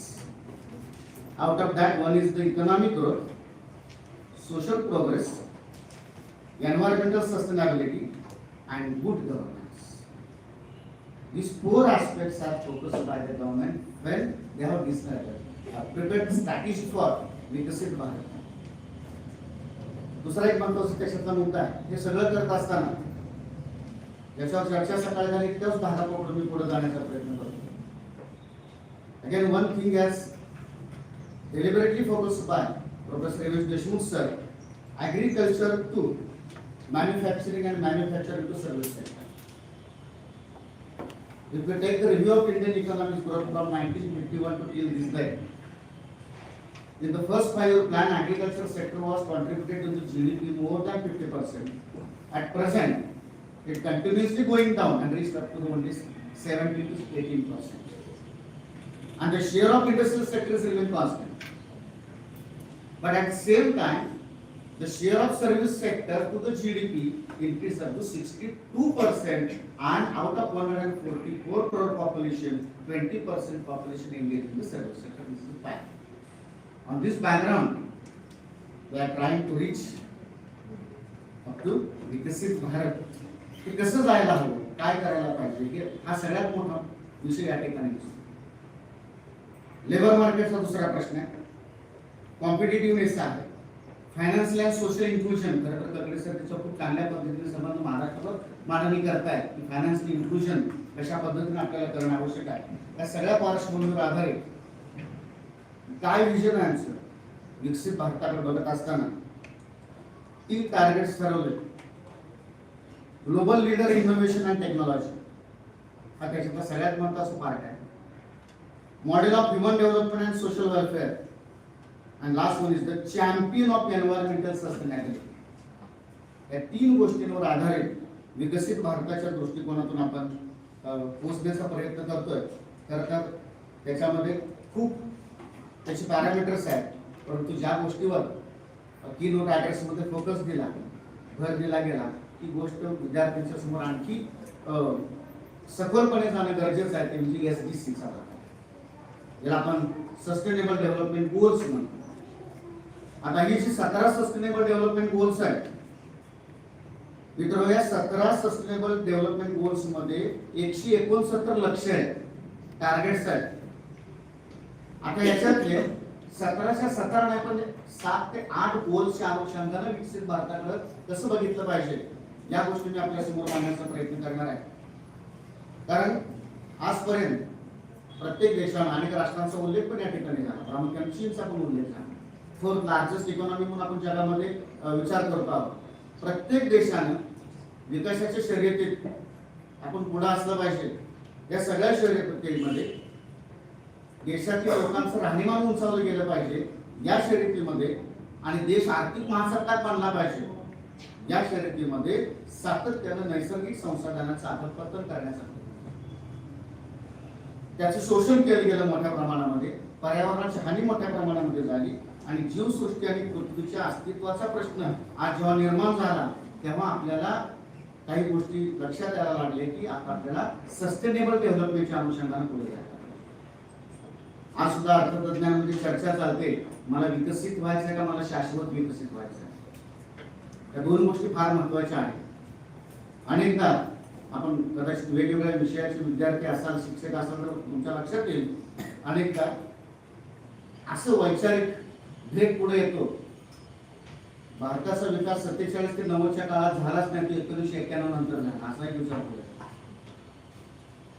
परंतु ही गोष्ट आपल्या लक्षात आली पाहिजे की 91च्या नंतर विकास होण्यासाठी 1947 ते 90 पर्यंतचा जो कालावधी आहे तो पायाभरणीचा कालावधी होता, याचा पण आपल्याला विचार करायला पाहिजे. अर्थतज्ञ अनेकदा त्याला हिंदू ग्रोथ रेट या नावाने ओळखलं जातं, म्हणतात. टीकाकारांच्या मध्ये काही गोष्टी पुढे येतात, पण मी जेव्हा डबल डिजिटची भाषा करायला लागतो तेव्हा त्याचा जो बेस होता तो बेस आपल्याला नाकारून चालणार नाही. ही गोष्ट खूप महत्वाची आहे. खरं तर विकसित भारताकडे जाताना मला काही प्रश्न विचारणं आवश्यक आहे, ते म्हणजे खरोखरच जागतिकीकरणानंतर जो जीडीपी वाढला त्या वाढलेल्या जीडीपी मुळे देशातील लोकांची श्रीमंती वाढली का, हा महत्वाचा मुद्दा आहे. जर वाढला असेल तर तो नेमका किती वाढला, तो कशा तऱ्हेने वाढला. देशमुख सर मगाशी म्हणाले त्याप्रमाणे त्याचं वाटप कसं झालं, हाही देशाचा महत्वाचा मुद्दा राहतो. यात मक्तेदारी गृहनिर्माण झाली का, विकसित भारतासमोरचं फार मोठं चॅलेंज आहे. मोनोपॉली हाऊसेस तो सर्वसमावेशक आहे का, अशा अनेक प्रश्न जेव्हा डोळ्यासमोर येतात तेव्हा काही गोष्टी आपल्याला विचार करून पुढे जावं लागतात. त्याच्यातला जो पहिला मुद्दा होता त्याच्यावर आणखी एकदा काही स्टॅटिस्टिकल डेटाच्या आधारे आपल्या समोर मांडणी करण्याची गरज आहे असं मला वाटतं. पहिलं गोल आमचं होतं की गरिबी नष्ट करणं. आता गरिबी नष्ट करणं म्हणण्यापेक्षा कमी करणं इथपर्यंत आपल्या हातात आहे. गरिबी हटाव 5व्या पंचवार्षिक योजनेपासून आपण काही गोष्टी बघत आलो. सरकारने यासाठी जनधन योजना सुरू केली, एक राष्ट्रीयकृत बँक खाते योजना सुरू केली, मनरेगाचा भाग त्याच्यामध्ये आहे. याच्यातून आम्ही काय साध्य केलं, तर प्लॅनिंग कमिशनच्या जागेवर आपण नीती आयोग आणला, आणि नीती आयोगाचाच 2024-25 रिपोर्ट सांगतो की भारताने ह्या सगळ्या गोष्टी राबवल्यामुळे, वेगवेगळी धोरणं राबवल्यामुळे आमचा जो बहुआयामी दारिद्र्य होतं, या बहुआयामी दारिद्र्यातून जवळजवळ 24.5 कोटी लोकसंख्या बाहेर काढण्यात यश मिळालं. मी एक बाब अशी समजतो की विकसित भारताकडे जाताना दारिद्र्य कमी होतंय, नीती आयोगाचा रिपोर्ट हे सांगतोय, ही एक चांगली बाब आहे. पण त्याच वेळेला मला दुसरा एक आव्हान डोळ्यासमोर ठेवणं अपेक्षित आहे की जो जागतिक बँकेने 2024 मध्ये जाहीर केला, तो 1977 ते 2021 या काळात जागतिक बँक म्हणते आर्थिक विषमता वाढली. एका बाजूला नीती आयोग सांगतो 24.5 कोटी लोकसंख्या दारिद्र्यातून बाहेर आली, आणि दुसऱ्या बाजूला जागतिक बँकेचा अहवाल सांगतो की याच कालावधीमध्ये विषमता वाढली. आणि कशावर मोजलंय त्यांनी, गिनी निर्देशांकावर मोजलं. कारण 77 ला गिनी निर्देशांक 33.21 होता आणि 2017 तो 35.9 झाला. हे जगातल्या काही गोष्टी समोर सांगितल्या जातात. पण त्याच वेळेला 2022चा युनायटेड नेशनचा ह्युमन डेव्हलपमेंटचा रिपोर्ट आपण बघितला तर त्या रिपोर्टमध्ये भयानक वास्तव भारताच्या बाबतीत समोर येतं, ते म्हणजे काम करणाऱ्या लोकसंख्येच्या बाबतीत भारताचा क्रमांक 189 देशांमध्ये 180 वर. म्हणजे हे वास्तव आपल्याला टाळून पुढे जाता येणार नाही. कारण जेव्हा आपण विकसित भारताचे टार्गेट्स अचीव करण्याचा प्रयत्न करतोय आणि याच्यामध्ये काम करणाऱ्या लोकसंख्येच्या बाबतीत जर क्रमांक आपला 180 पर्यंत जात असेल, तो रिपोर्ट पुढे म्हणतोय, आणि ज्यांना काम मिळतं ना त्यापैकी 77% लोकांना चांगलं आणि त्यांच्या पात्रतेचं काम मिळत नाही. आणि मला वाटतं हे आपण अनुभवतो. हे चित्र आपल्याला स्पष्टपणे दिसतंय. इंटरनॅशनल लेबर ऑर्गनायझेशनचा रिपोर्ट आहे त्याच वर्षीचा. तो रिपोर्ट म्हणतो जगात पात्रतेनुसार योग्य काम नसणारे 140 कोटी लोक आहेत जगात, ज्यांना पात्रतेनुसार काम मिळत नाही, आणि त्याच्यातले 28% म्हणजे 40 कोटी आहेत भारतात. हा सगळा स्टॅटिस्टिकल डेटा आपल्याला ऑनलाईन अवेलेबल आहे. त्या रिपोर्टच्या नावासहित मी आपल्या समोर या ठिकाणी मांडून मुद्दाम, आणि त्याच्या पलीकडे जाऊन जर आपण या 93% असंघटित क्षेत्रात काम करणाऱ्या लोकसंख्येची तर बोलतच नाही, म्हणजे एकूण सगळं क्षेत्र बघितलं गेलं तर या दारिद्र्याच्या बाबतीमधली परिस्थिती आपली अशी दिसते. 1991च्या नंतर जो विकास झाला असं म्हटलं जातं, डबल डिजिट, या विकासाच्या बाबतीमध्ये एक चित्र आपल्याला दिसेल. आफ्टर 1991 एम्प्लॉयमेंट जनरेशनच्या बाबतीमध्ये आपण बोलताना म्हणतो there is increase in the employment opportunity in the country because government has announced different kind of policies and programmes. पण रिपोर्ट काय सांगतो, 91 नंतर रोजगार वाढला, पण त्याचं स्वरूप काय होतं, खूप कमी लोकांसाठी खूप जास्त वेतन देणारा रोजगार वाढला. हे त्याच्यातलं वैशिष्ट्य की ज्याच्या स्किलच्या बाबतीमध्ये बोललं जातं, ज्यांच्याकडे स्किल आहे, ज्यांच्याकडे इनोव्हेशनच्या काही गोष्टी आहेत, त्यांच्यासाठीचा तो रोजगार वाढला.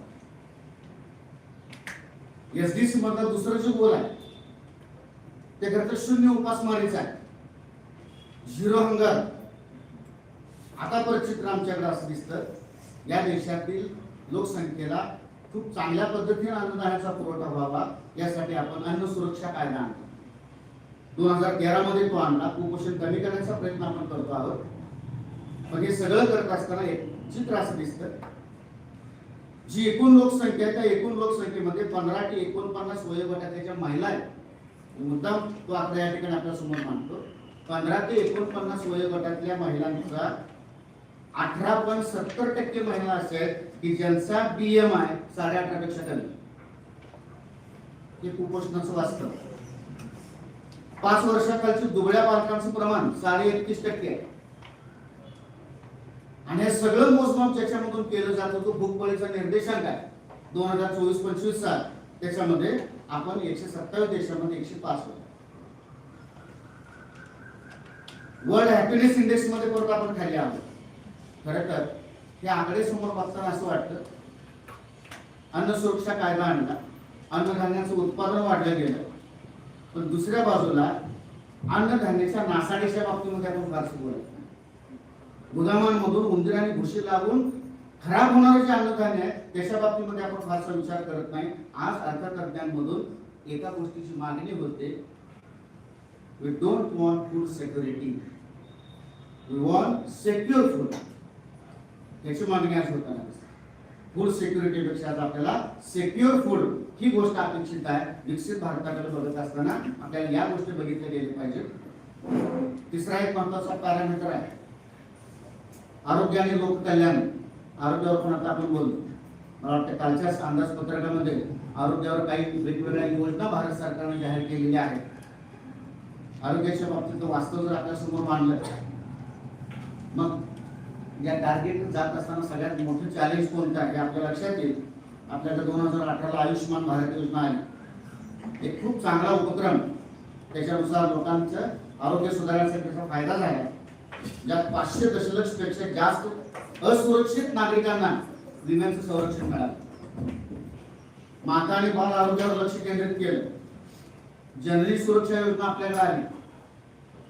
सरासरी आयुर्मान वाढलं. 71 वर्षापर्यंतचा हा कालावधी आहे. त्या सगळ्या गोष्टी आपल्या हातात आहेत. हे आपल्या स्ट्रेंथ आहे म्हणा, किंवा मेडिकल सायन्सने केलेली प्रगती असेल, सरकारने केलेल्या प्रयत्नांचे यश असेल. पण त्याच वेळेला आपण असा विचार करतो, we have succeeded to increase the life expectancy rate, but problem is that what about the quality of life is the major challenge before Indian economy. When we're talking about the Viksit Bharat after 30 to 35 years, but at present it is very serious issue before the Indian economy, that is quality of life. का हा quality of life महत्त्वाचा घटक मला इथे दिसतो? कारण आज सर्वसामान्य कुटुंबांमध्ये दरडोई उत्पन्नाच्या दर महिन्याला दरडोई उत्पन्नाच्या 13% रक्कम आम्हाला आरोग्यावर खर्च करावी लागते. हे वास्तव आहे.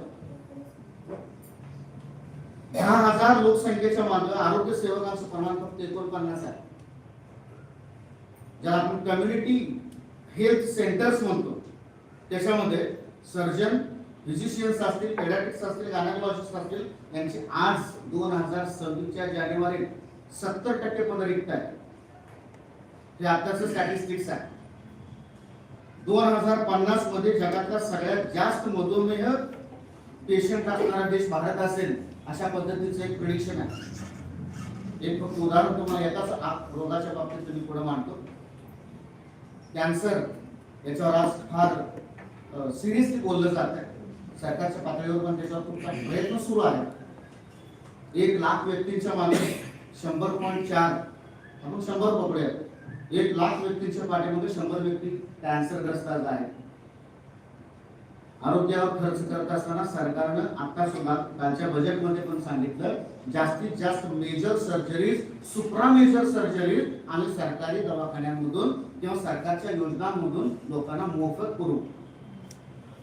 मित्रांनो, वास्तव वेगळा आहे. थोडस मी त्या योजनेवर टीका नाही करत, मी फक्त वास्तव आपल्या समोर सांगण्याचा प्रयत्न करतो. एक अभ्यास असा सांगतो, भारतातलं कर्करोगाचा जो उपचाराचा सरासरी खर्च आहे ना, एका व्यक्तीच्या कॅन्सरच्या उपचाराचा सरासरी खर्च हा 3,31,177 रुपयांचा आहे. याची ती गंमत कशी आहे? 3,31,177 रुपयाचा सरासरी खर्च आहे. यापैकी ज्या शासनाच्या योजना आहेत की ज्याच्यामधून सर्जरीज मोफत करून दिल्या जातात, याच्यावरचा 16.63% खर्च म्हणजे 55,081 रुपयाचा खर्च हा फक्त रुग्णालयाचा आहे. पेशंट ऍडमिट झाल्यानंतर रुग्णालयानं जो खर्च करावा लागतो तो फक्त 16.63% आहे आणि 83% खर्च रुग्णालयाच्या बाहेरचा आहे. मित्रांनो, रुग्णालयाच्या बाहेरचा कुठलाही खर्च सरकारच्या योजनांमध्ये समाविष्ट नाही. अनेकदा औषधांपेक्षा आजार बरा म्हणण्याची वेळ येते याच कारणामुळे.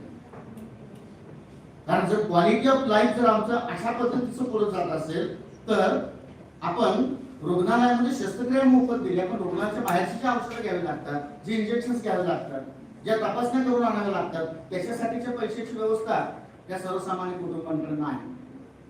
त्याच्यामुळे त्याच्यातून वाचण्यापेक्षा मृत्यूचा दर जास्त आहे. हे चित्र आपल्याला दिसतं. वर्ल्ड हेल्थ ऑर्गनायझेशन मध्ये जीडीपीच्या किमान 5% खर्च आरोग्यावर करायला पाहिजे. आपण 1 ते 1.5% आसपास आहोत. आणि 91 नंतर तर सामाजिक कल्याणावरचा खर्च सातत्यानं घटत आलेला दिसतो. 91 नंतरच्या सगळे अंदाजपत्रक जर आपण बघितली, सोशल वेलफेअरवरचा खर्च हळूहळू कमी होत आलेला दिसतो. कधी कधी कॉन्ट्रावर्सी अशी वाटते, आपल्याला टार्गेट्स अचीव्ह करायचे, तिथं पण आपल्याला पोहोचायचं आहे, पण मूलभूत प्रश्न जे आमचे आहेत त्याच्याकडे आपण का दुर्लक्ष करतोय हा एक महत्त्वाचा मुद्दा आहे. शिक्षणावर मगाशी बोललं गेलं, कारण सगळ्याच्या पाया शिक्षण आहे.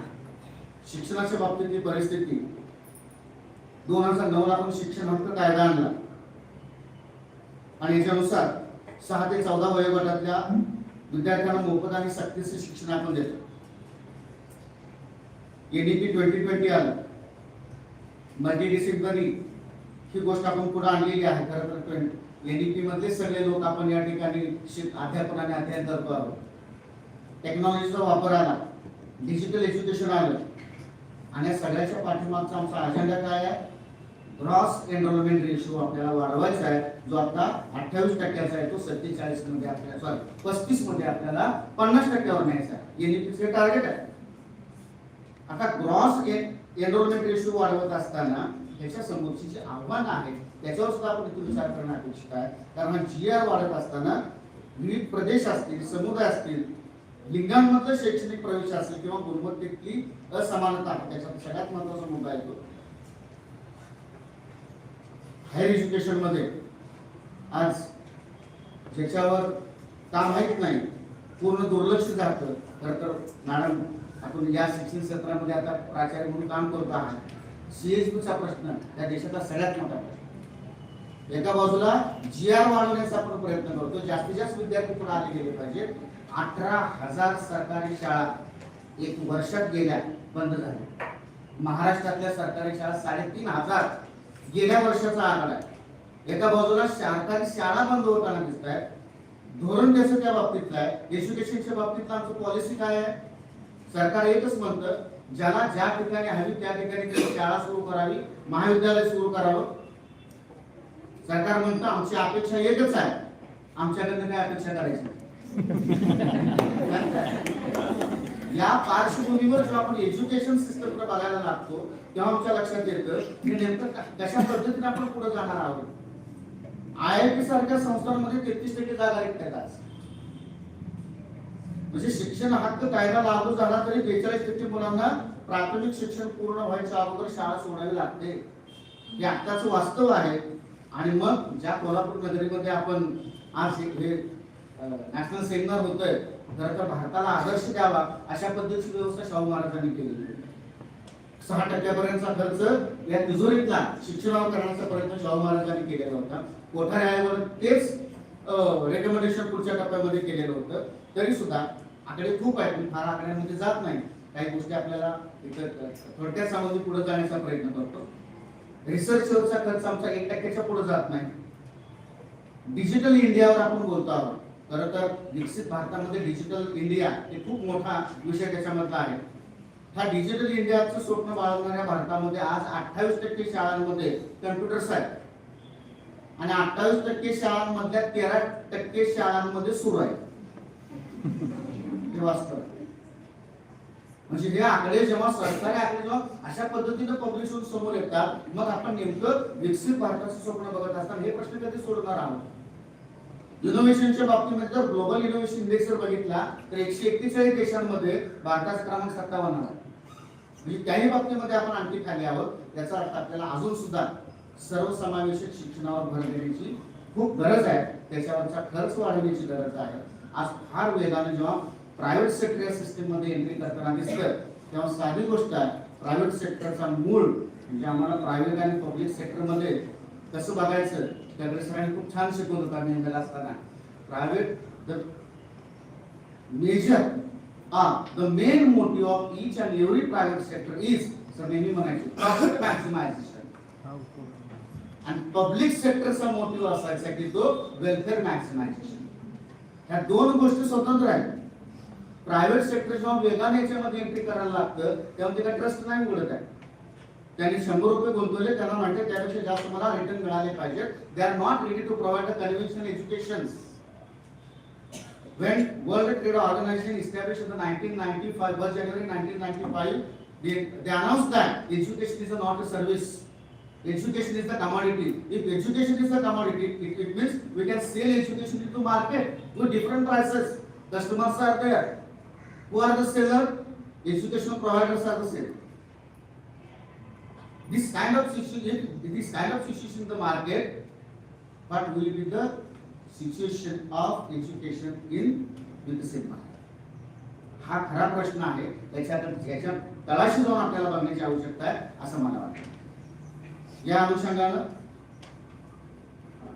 खूप सारे मुद्दे आहेत, पण आपल्या संबंधित असणाऱ्या काही मुद्द्यांवर फक्त मी भर देण्याचा प्रयत्न करतो. MSMEच्या बाबतीमध्ये चर्चा आताच आहे. उद्योग, नवीन उपक्रम आणि पायाभूत सुविधांच्या बाबतीमध्ये आपण मेक इन इंडिया राबवलं. खरं तर मेक इन इंडियाच्या बाबतीमध्ये अनेक असा प्रश्न पडतो, भारताला मेक इन इंडिया पाहिजे का त्याच्याबरोबर मेड इन इंडिया होतं, का मेड इन इंडिया पाहिजे का मेकअप इंडिया पाहिजे का मेक ओव्हर इंडिया पाहिजे, नेमकं काय. आणि कॉलेजला असायचं तेव्हा एक नवीन अनाउन्समेंट होती, शायनिंग इंडिया हा विषय होता. आज आम्ही विकसित भारताकडे बघतो. त्याच्यामध्ये आमचं विजन होतं विजन 2020. APJ अब्दुल कलाम साहेबांनी जेव्हा 1995ला भारताच्या विकासाचं स्वप्न बघितलं आणि भारताच्या समोर एक विजन दिलं, कुणाच्या जीवावर दिलं याचा उल्लेख Keynote ॲड्रेस मध्ये पण झाला. तरुणांच्या जीवावर दिलं. जगातली सर्वात तरुण असणारी लोकसंख्या भारतामध्ये आहे. 27-28 वर्ष आमचं ॲव्हरेज एज लोकसंख्येचं होतं. जर या तरुणांच्या हाताला आणि त्यांच्या मेंदूला काम दिलं गेलं तर भारत जगातली आर्थिक महासत्ता बनेल. त्यांनी 25 वर्षाचं प्लॅन स्ट्रॅटेजी केलेली होती. म्हणून विजन 2020 95 ते 2020 या कालावधीमध्ये त्यांनी जे टार्गेट डोळ्यासमोर ठेवलेले होते ते कुठंच आले नाही. आणि त्याला आपण एक गोल्डच नाव दिलेलं होतं, India will get demographic dividend. खरं तर हा डेमोग्राफिक डिव्हिडंड जर आपण योग्य वेळी एनकॅश नाही केला तर डेमोग्राफिक डिझास्टर होऊ शकतं हे मात्र नक्की आहे. आणि जगातल्या काही राष्ट्रांनी आता ते बघितलंय, अनुभवलंय. आपल्या शेजारच्या राष्ट्रांमध्ये त्या गोष्टी होताना दिसत आहेत. विकसित भारताचं स्वप्न बघणं अजिबात वाईट नाही, तिथे पण आपल्याला पोहोचलं पण पाहिजे. जगातला प्रत्येक राष्ट्र प्रयत्न करताना दिसतोय, आपण तिथे जाण्यासाठी सगळ्या परीने प्रयत्न करायला पाहिजे. पण या मूलभूत ज्या गोष्टी आहेत, ज्यांच्या जीवावर आपण या गोष्टी करणार आहोत, तिथे विचार करणं खूप गरजेचं आहे. या एनईपीच्या बाबतीत तर खूप आपल्या भाषणाचा जो विषय नसल्यामुळे तिकडे बोलत नाही, पण जे लोक एनईपी शिकवतात आणि शिकतात, नेमकं आपण कोणत्या दिशेला चाललोय, याच्यात इन्क्लुजन कोणाच होणार आणि एक्सक्लुजन कोणाच होणार आहे, ही परिस्थिती येत्या काही कालावधीमध्ये निश्चितपणे आपल्याला लक्षात येईल. आता तर मला वाटतं पुढच्या वर्षीपासून 4th इयर चालू होतं. आमच्यासारखी विद्यापीठ 1 वर्ष आम्ही अगोदर सुरू केल्यामुळे आमचं 4th इयर होते. कोण 4th इयरला जाणार? 4th इयर झालेला उद्या पीएचडी साठी प्रवेश मागतोय, त्याच्या रिसर्च अनेक प्रश्न अनुत्तरित आहेत. खरं तर एज्युकेशनची पॉलिसी 30-35 वर्षानंतर एक चांगली पॉलिसी आपण जेव्हा समोर येतो, तेव्हा त्याच्या पुढच्या 20-25 वर्षामध्ये जेव्हा तो विद्यार्थी मार्केटमध्ये असणार आहे, तेव्हा त्याचं काय नेमकं कॉर्पोरेट सेक्टरकडून काही गोष्टी आपल्याला शिकल्या पाहिजे. मला जर एखादी मोटरसायकल तयार करण्याची कंपनी असेल, मोटरसायकल तयार करणारी कंपनी आत्ताचा माझा ग्राहक कोण आहे त्याच्यासाठी मोटरसायकल कधीच नाही तयार करत. त्या स्पर्धा घेतात. कोणाच्या स्पर्धा घेतात?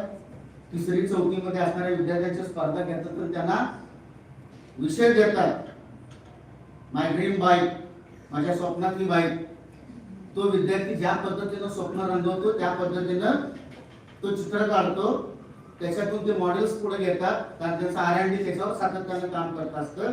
आणि हे पुढच्या 20 वर्षाचा ग्राहक कोण आहे, कॉम्प्युटर कोण असतील, त्याचा विचार करून जर कॉर्पोरेट सेक्टर पुढे येत असेल, तर मला एज्युकेशन सेक्टरमध्ये पुढच्या 20 वर्षाचे अपॉर्च्युनिटीज काय, त्याच्यानुसार जर मुळातून हे बदल करत आणले गेले करिक्युलम मध्ये, तरच तो विद्यार्थी पुढे जाऊ शकेल.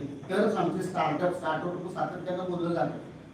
स्टार्टअप सुरू किती झाले, म्हणजे फाईल किती झाले, त्याचे सुरू किती झाले, आणि स्टार्टअप मधून प्रोडक्शन होऊन त्याचं एक्सपोर्ट किती व्हायला लागलं, याचा डेटा जर बघायला लागलो तर आपण आणखी मागे आहोत लक्षात यायला.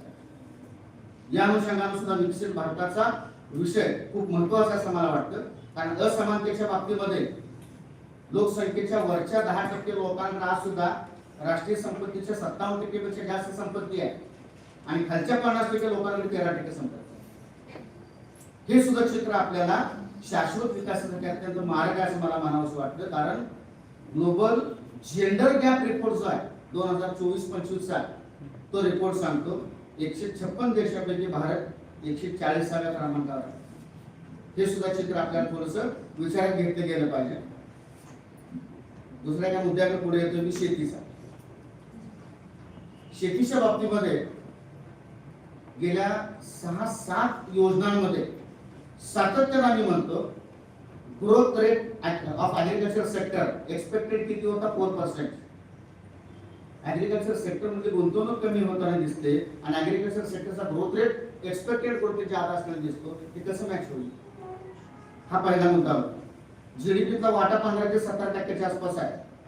उत्पादन वाढीचा दर 2.40% पुढे जात नाही. याच्यामध्ये 2 रिपोर्ट्स आले. Tamil Nadu state action plan on climate change report गेल्या वर्षीचा आहे. तो रिपोर्ट सांगतो भारतानं विकसित भारताचं जर स्वप्न पूर्ण करायचं असेल तर त्यांनी उदाहरण दिले, शेती क्षेत्राचा विकास जर 1% झाला तर जेवढं दारिद्र्य निर्मूलन होतं ना, तेवढं दारिद्र्य निर्मूलन होण्यासाठी औद्योगिक आणि सेवा क्षेत्राचा विकास 5% वाढला. हे मग त्या रिपोर्ट मध्ये मांडलेलं आहे. म्हणजे शेती क्षेत्राचा 1% विकास हा किती मोठ्या प्रमाणामध्ये रोजगारामध्ये भर घालू शकतो ही गोष्ट आपल्या लक्षात येईल. कारण त्याच्यावरच कंटिन्युअस बर्डन जे इन्क्रीज झालेलं आहे ते आपण म्हणताना काय म्हणतो नेहमी, at present there is 55 to 57% population depend upon agriculture sector. Percentage मध्ये जेव्हा बोलायला लागतो तेव्हा नेहमी बोला असतो. when according to first census after independence in 1951, out of total population, the total population was 36 crore. Out of 36 crore, 65 to 70% population was dependent upon the agricultural sector. It means not more than 28 crore. And when we are talking about the burden of agriculture sector at present, out of 140 crore, 55 to 56 crore population engaged in the agricultural sector, it means it reached up to the 75 crore. It means burden on the agriculture sector increased from 28 crore to 75 crore population, and at the same time, the contribution of agriculture sector to GDP declined from 55% to 17%. हा सरळ gap दोघांमध्ये स्पष्ट करतो. शेतीचं percentage तेवढं झालं असेल किंवा कमी झालं असेल, पण त्याचा व्हॉल्यूम जो आहे तो कमी झालेला दिसत नाही. आज प्रिडिक्शन जे दाखवतात ऍग्रिकल्चर सेक्टरच्या मध्ये 2050 प्रिडिक्शन दाखवते भारतामध्ये सर्वात जास्त प्रश्न 2050 पाण्याचा आणि भूगर्भाचा असेल. कारण सातत्यानं जे बॅरन लँडचे प्रश्न समोर येतात. आपण रस्ते असेल, रेल्वे असेल, एअरपोर्ट्स असेल, याचे एक्सपान्शन करण्याचा प्रयत्न करतो. शहर पूर्वी विस्तारत होती, आता ते व्हर्टिकल वाढायला लागले. पण या सगळ्या गोष्टींसाठी जी जमीन आहे ती श्रिंक होताना दिसते. म्हणजे जमिनीचा पुरवठा हा श्रिंक होताना दिसतोय, त्याच्यावरचं बर्डन वाढताना दिसतोय. हा प्रश्न जर आपण विचारात घेतला गेला तर 2047 मध्ये या देशातील लोकांच्या भुकेचं काय हा एक मोठा प्रश्न समोर येतो. टिकाऊ जमिनीचा प्रश्न सगळ्यात महत्त्वाचा पुढे येतो. कारण जी जमीन आहे रिव्हर बेसिन ऍग्रिकल्चर मध्ये एक सगळ्यात मोठा प्रश्न पुढे येताना दिसतो, तो म्हणजे लँड सॅलिनेशन. एका बाजूला लँड सॅलिनेशन आहे, दुसऱ्या बाजूला कोरडवाहू शेती. आज आपण जर बघितलं भुईमुग असेल, तूर असेल, वेगवेगळ्या डाळ्या असतील, सूर्यफूल असेल, याचं उत्पादन सातत्यानं कमी होत आहे आणि आम्ही ते इम्पोर्ट करताना दिसतो. दुधाच्या बाबतीत चित्र आणखी वेगळं आहे. दुधाची जेवढी मागणी आहे राज्यात, प्रामुख्याने महाराष्ट्रात, त्याच्या आकडेवारी सांगते 68 ते 70% उत्पादन आमच्या राज्यामध्ये होते. तरी पण सगळ्यांची गरज भागून दूध शिल्लक आहे. हे चित्र भयानक आहे. अशी परिस्थिती जर निर्माण व्हायला लागली, कृत्रिम काही गोष्टी समोर यायला लागल्या, तर एकूण आरोग्याचा विचार करता आपण विकसित भारताकडे जात असताना क्वालिटी ऑफ लाईफ ही गोष्ट खूप महत्वाची असं मला वाटतं. एन्व्हायरमेंटचा जो परफॉर्मन्स आहे त्याचा इंडेक्स जर बघितला तर 180 मध्ये आम्ही 177 वर आहे. हे सगळे आकडे 2024-25 आहे. म्हणजे एन्व्हायरमेंटचा परफॉर्मन्स आमचा डाऊन आहे. एन्व्हायरमेंटची हेल्थ 180 वा क्रमांक आहे. हवेचा दर्जा 178 वर आपण आलो. या सगळ्या गोष्टी मी सांगतो कारण जे 17 SDG गोल्स आहेत शाश्वत विकासाचे, त्याच्याच अनुषंगाने जेव्हा आपण विकसित भारताकडे बघतो तेव्हा हे चित्र आमच्या डोळ्यासमोर येतं. शेवटचे 2 मुद्दे सांगून या ठिकाणी थांबतोय. नीती आयोगानं जेव्हा आता आपण देशमुख सर सकाळी जसं म्हणाले आपण 4th largest economy in the world, 4.3 trillion डॉलरची इकॉनॉमी आपण म्हणतो. नीती आयोगाचे CEO होते BVR सुब्रमण्यम यांनी सांगितले की आपल्याला 2047 पर्यंत वाढ करण्याची गरज नाही.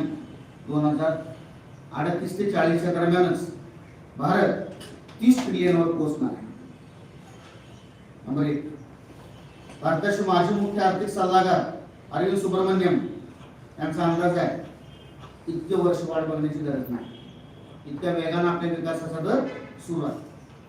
त्याच वेळेला एक कॉर्पोरेटर नारायण मूर्ती ह्या सगळ्यांवर त्यांनी केलेली जी कॉमेंट्स आहेत ते खरं तर भारतीय विकासाच्या दृष्टिकोनातून विचारात घेण्यासारखी आहे.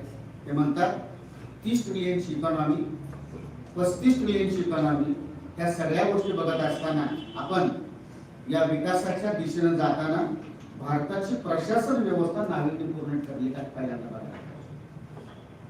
दुसरा मुद्दा त्यांनी सांगितला कोणतेही व्यवहार्य आणि शाश्वत उपाय दृष्टीला न पडता पुन्हा पुन्हा आमच्या समोर समस्या काय येत आहेत याचा विचार केल्याशिवाय शाश्वत विकासाकडे बघणं आपल्याला शक्य नाही. त्याच वेळेला दुसरे मुख्य आर्थिक सल्लागार पी अनंत नागेश्वरन यांनी या देशातल्या कॉर्पोरेटरना सल्ला दिला, आपण पॉलिटिकल लीडर नाही आहोत.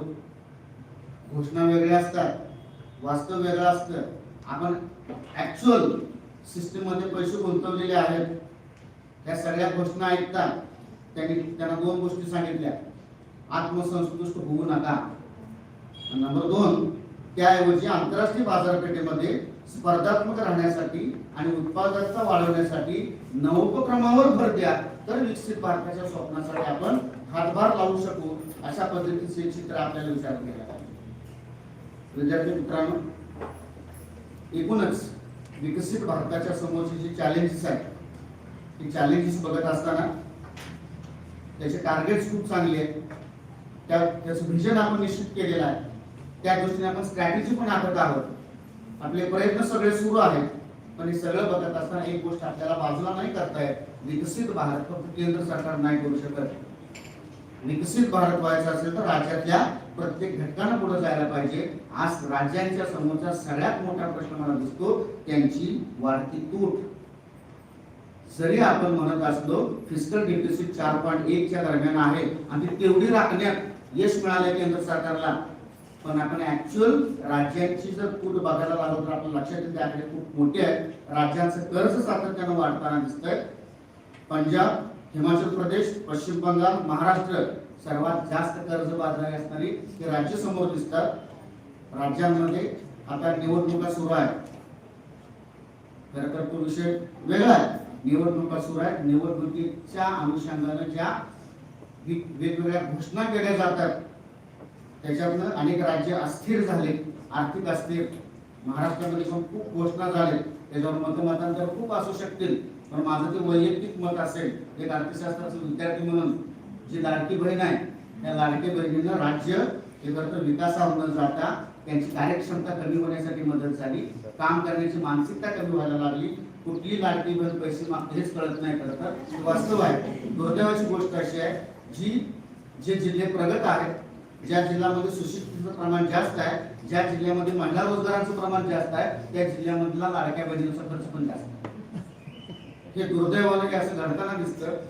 टीका करण्याचा भाग नाही, परंतु अर्थशास्त्र कशा पद्धतीनं चुकत चाललं ही गोष्ट आपल्याला बघायला पाहिजे. याच्यासाठी केंद्र आणि राज्यांचे संबंध चांगले असले पाहिजे. ते संबंध चांगले असतील तर राज्याच्या विकासासाठी हातभार लागू शकतो. सगळ्या राज्यांच्या विकासासाठी योग्य पद्धतीने हातभार लागला तर विकसित भारताची गती तिथपर्यंत पोहोचण्याची आपली वेगाने वाढू शकते असं मला वाटतं. खूप सारे मुद्दे आहेत या विषयाच्या अनुषंगाने आपल्याला बोलण्यासाठी, परंतु प्रामुख्यानं सस्टेनेबल डेव्हलपमेंट गोल्स याच्या अनुषंगाने विकसित भारताकडे जात असताना आपण या गोष्टींवर आपल्याला लक्ष देण्याची गरज आहे. त्याच्यानुसार धोरणं, त्याची योग्य पद्धतीने अंमलबजावणी होणं हे गोष्ट झालं तर तिथपर्यंत पोहोचणं आपल्याला अजिबात अवघड नाही. निश्चितपणे त्या ठिकाणी आपण पोहोचू शकतो. एवढंच मी या माझ्या मनोगतात आपल्या समोर मांडतो आणि थांबतो. मला संयोजकांनी माझे विचार या विषयावरती मांडण्यासाठी संधी दिली त्याबद्दल मी संयोजकांना धन्यवाद देतो. आपल्या सर्वांना धन्यवाद देऊन या ठिकाणी थांबतो. Thank you very much, sir, for such an enlightening, thought-provoking and inspiring address. Your ideas have truly enriched our understanding of the vision of a developed India by 2047. Thank you, sir. Now, may I request our respected chairperson, Dr. Vijay Kumar Kakade sir, to share his valuable remarks and observations on the technical session.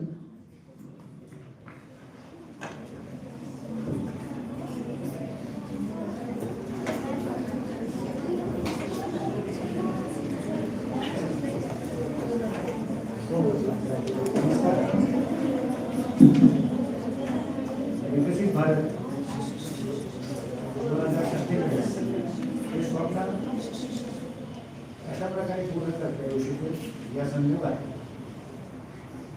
Deshmukh sir यांनी मांडणी केली होती. आणि आज आता आपण माझे विद्यार्थी डॉक्टर अनिल यांनी अतिशय चिकित्सकपणे या विकसित भारताच्या स्वप्नामध्ये नेमक्या कोणत्या अडचणी कुठं आपण आहोत हे सविस्तरपणे सांख्यिकी पुराव्याच्या सहित त्यांनी सांगितलं. याबद्दल त्यांनी खास अभिनंदन करतो. इतक्या तपशिलानं समोर मांडल्यानंतर मला तुम्हाला प्रश्न विचारायचा आहे की खरोखरच 2047 मध्ये आपण विकसित होणार का? ज्यांना असं वाटतं त्यांनी फक्त हात वरती करावा की 2047 मध्ये आपण विकसित होणार. ऐकलं ना व्यवस्थित? मग 2047 मध्ये हाच प्रश्न मी जर देशमुख सरांचं भाषण झाल्यानंतर विचारला असता तर सगळ्यांचे हात वरती करायचे, कारण त्यांनी तसं सांगितलं होतं. पण आताचं संपूर्ण विवेचन हे अत्यंत पुराव्याविषयी होतं, एका आधारित होतं. त्या तुमच्या लक्षात आलं असेल की विकसित भारताचं स्वप्न साकार होईल का तर याचं उत्तर जर अनिल बावरे साहेबांच्यासारखे अभ्यासक असतील तर निश्चितपणे साध्य होईल. याचं कारण सांगतो तुम्हाला. आता चिकित्सकपणे अभ्यास करणं जवळपास अशक्य आहे. याचं कारण सांगतो तुम्हाला. तरुण भारत या वर्तमानपत्रामध्ये डॉक्टर जय पाटील सर लिहायचे. दर 15 दिवसातून एक लेख त्यांचा असायचा. सर गेल्यानंतर त्या वर्तमानपत्रानं मला विनंती केली की सरांचा हा वारसा तुम्ही चालवा. आणि मग निश्चितपणे सरांच्या चौकटीमध्ये बरेचसं चिकित्सक आणि टीकात्मक लिहायची सवय आम्हाला नाही. मला 2 महिन्यापूर्वी तरुण भारतचा फोन आला की सर एवढं टीकात्मक लिहू नका, आमचं पेपर बंद होईल.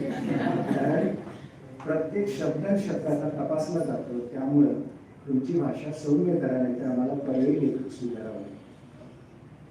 मित्रभावांनी मैत्रिणींना विशेषतः 2047 मध्ये आपण काय असणार याच्या घोषणा खूप चांगल्या आहेत. 2047 मध्ये तुम्ही विकसित होणार हे स्वप्न त्यांनी दाखवलं, ते कुठे असणार आहे?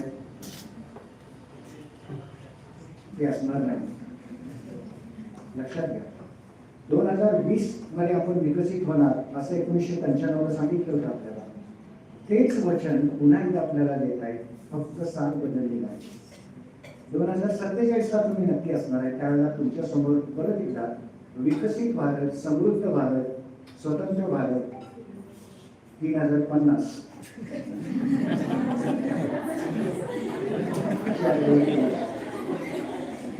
कारण ज्या गतीने आपण चाललेलो आहोत ती गती म्हणजे माझ्या स्कूटीमध्ये अर्धा लिटर तेल आहे आणि मला दिल्ली गाठायची. दिल्ली तो किती अंतर आहे तुम्हाला माहिती आहे. माझ्या गाडीतलं तेलही सांगितले तुम्हाला कुठेपर्यंत जाईल मी. आज तर पेट नाक्यापर्यंत यायचं, वाटापर्यंत, त्याच्या पुढे ते जाणार. हे तेल नेमकं आपलं जे आहे ते कशा पद्धतीचे आहे त्याची गुणवत्ता देखील सरांनी सांगितली. हे देखील क्वालिटीने फारसं चांगलं नाही. आणि म्हणून थोडंसं जागा व्हायला पाहिजे. एक छोटासा किस्सा सांगतो आणि मग विवेचना करतो. 10 मिनिटात सांगितलं. एका कैद्याला फाशीची शिक्षा झालेली असते, त्याला फाशीकडे नेत असतात. त्यावेळेला तो कैदी हसत असतो. राजाला आश्चर्य वाटते की हा कैदी तर आता फाशीवर जाणार आणि हसतोय कसा काय. त्याला बोलवण्यात इकडे म्हणा, तुला फाशी देते, तो हसतोयच कसा काय. तर म्हणाल मी माझ्या मरणासाठी हसत नाही, तुमच्यासाठी हसतोय. म्हणजे माझ्यासाठी कशाला हसतोस. तर तुम्ही चांगली संधी सोडत आहात. 1 वर्षात तुम्हाला मी उडता घोडा फ्लाइंग हॉर्स देणार होतो, पण ते आता मी तुम्हाला देऊ शकत नाही आणि त्यामुळे मला तुमचं हसू येते असं म्हणतो. मग राजाला आश्चर्य वाटला, कसा काय प्रकार आहे. तर मग इकडे तुला उलटा घोडा करता येतो का. हो म्हणाला, माझ्याकडे कौशल्य आहे, मी घोड्याला फ्लाइंग हॉर्स बनवू शकतो. बघ काहीतरी चुकीचं सांगितलं नाही म्हणाल, त्याला बजेट लागतं म्हणाला 2 कोटीचं, ते लगेच तिला तर करेल. ठीक आहे मला बजेट पण देतो तुला, पण हे कधी करणार. 1 वर्षात केलं पाहिजे, नाहीतर तुला फाशी देणार. ठीक आहे म्हणाला, मी करणारच आहे आणि 1 वर्षानंतर तुम्ही मला फाशी देऊ शकता, तुमच्याच राज्यात असणार. झालं, त्याने 1 कोटी घेतले पैसे. घरी आल्यानंतर बायकोने विचारले काय तुम्ही सांगितलं तुम्हाला. कसं तुम्हाला काहीच येत नाही आहे, तुम्हाला घरातलं पण काही येत नाही आहे आणि बाहेरचं काही येत असं. तर त्याला 3 गोष्टी सांगितल्या, त्यात लक्षात घ्या. या 2047 काय सांगितलं तर म्हणता येईल मला येत नाही की मलाही चांगलं माहिती. आजचं मरण उद्या खातं तरी नाही, 1 वर्ष तरी सुटलं काही नाही. नंबर 1. नंबर 2 असंही होऊ शकतं की जो राजा मला फाशी देणार होता तोच मरून जाईल, प्रश्नच राहत नाही.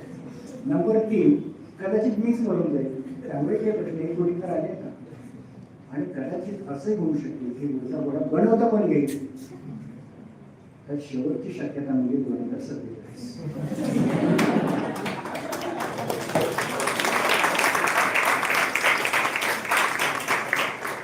खरंच आपण एका निर्णायक वळणावरती आलेलो आहोत. किती अडचणीत आहोत याचं परवाचं उदाहरण आहे की आमचे प्रवासी एक टँकर उलटतो आणि म्हणून 33 तास अडकून पडतात. हे आमचं आजचं वास्तव आहे. एक छोटंसं आपण अनुभवलेलं आहे. 1 महिन्यापूर्वीचीच घटना आहे.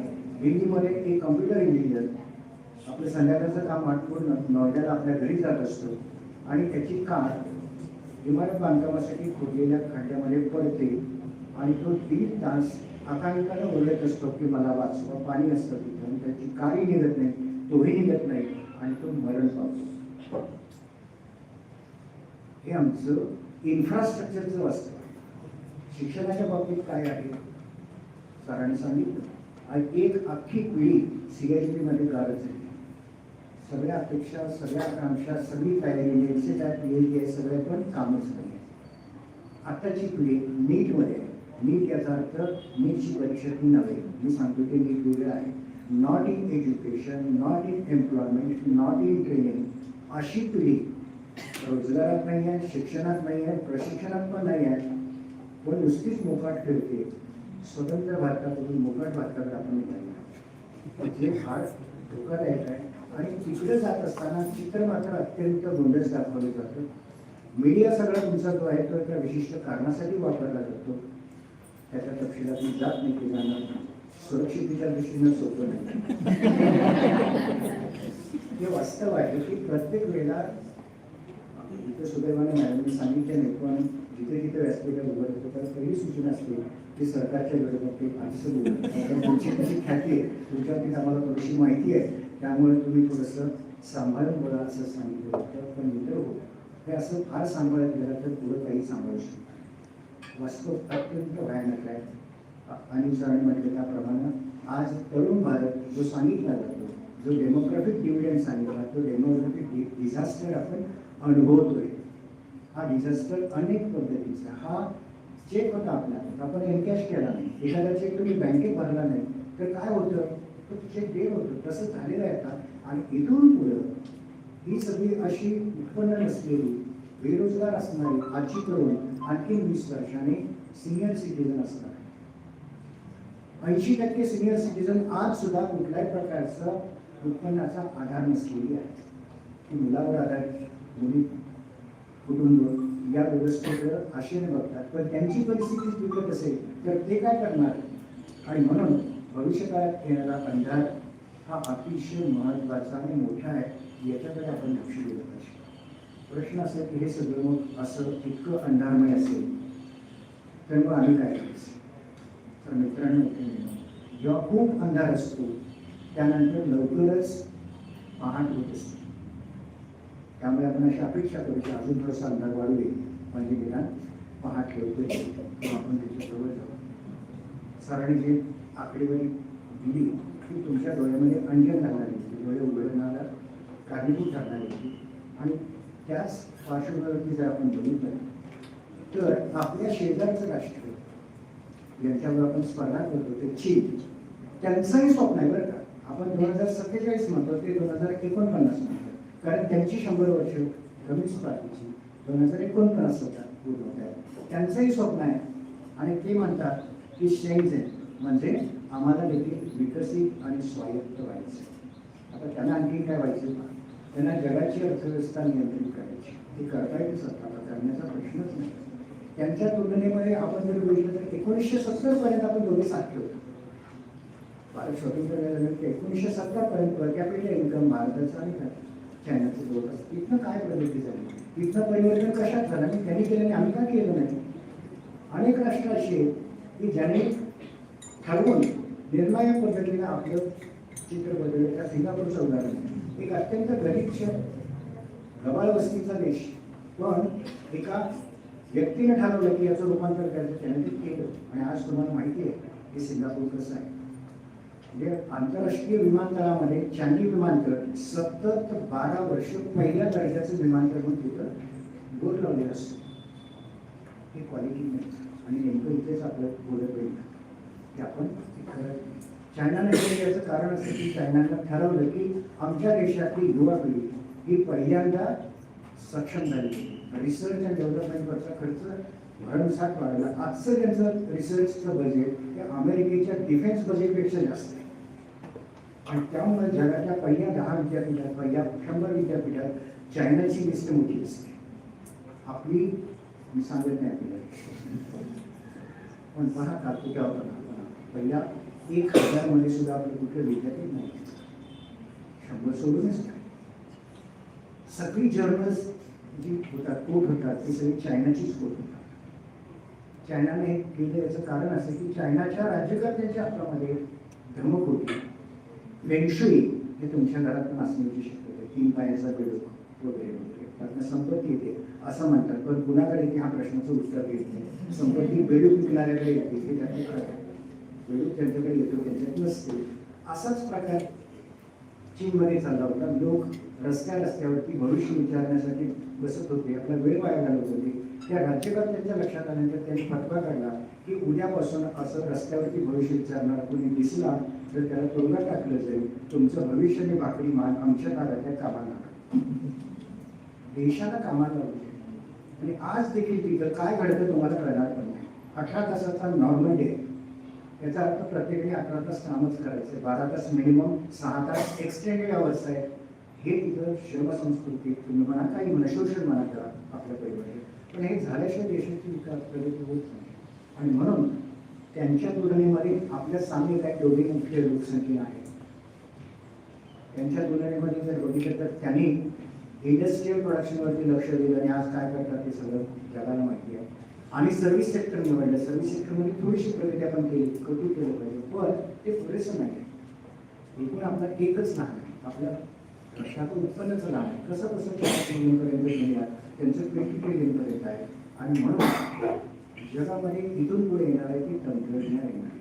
हे तंत्रज्ञान AI आर्टिफिशियल इंटेलिजन्स तुम्ही सगळेजण ऐकता वापरता या अर्थानं की मला सांगायला हरकत नाही की 2 दिवसापूर्वी मला विद्यापीठानं भगवान यांच्या संस्थांना कार्यमुक्त केलं. आता कार्यमुक्त केल्यानंतर ठीक आहे, वयाची 65 पूर्ण झाल्यावर हे आवश्यक असतं. त्यावेळेला मला ज्यांनी मदत केली त्यांच्यासाठी मला एक चांगलं पत्र लिहायचं होतं. मी ग्रुपला सांगितलं की मला विद्यापीठाने कार्यमुक्त केलेलं आहे, इतक्या लोकांनी मला मदत केलेली आहे, असं काम झालेलं आहे, याच्यावरती मला एक आभार पत्र लिहून दे.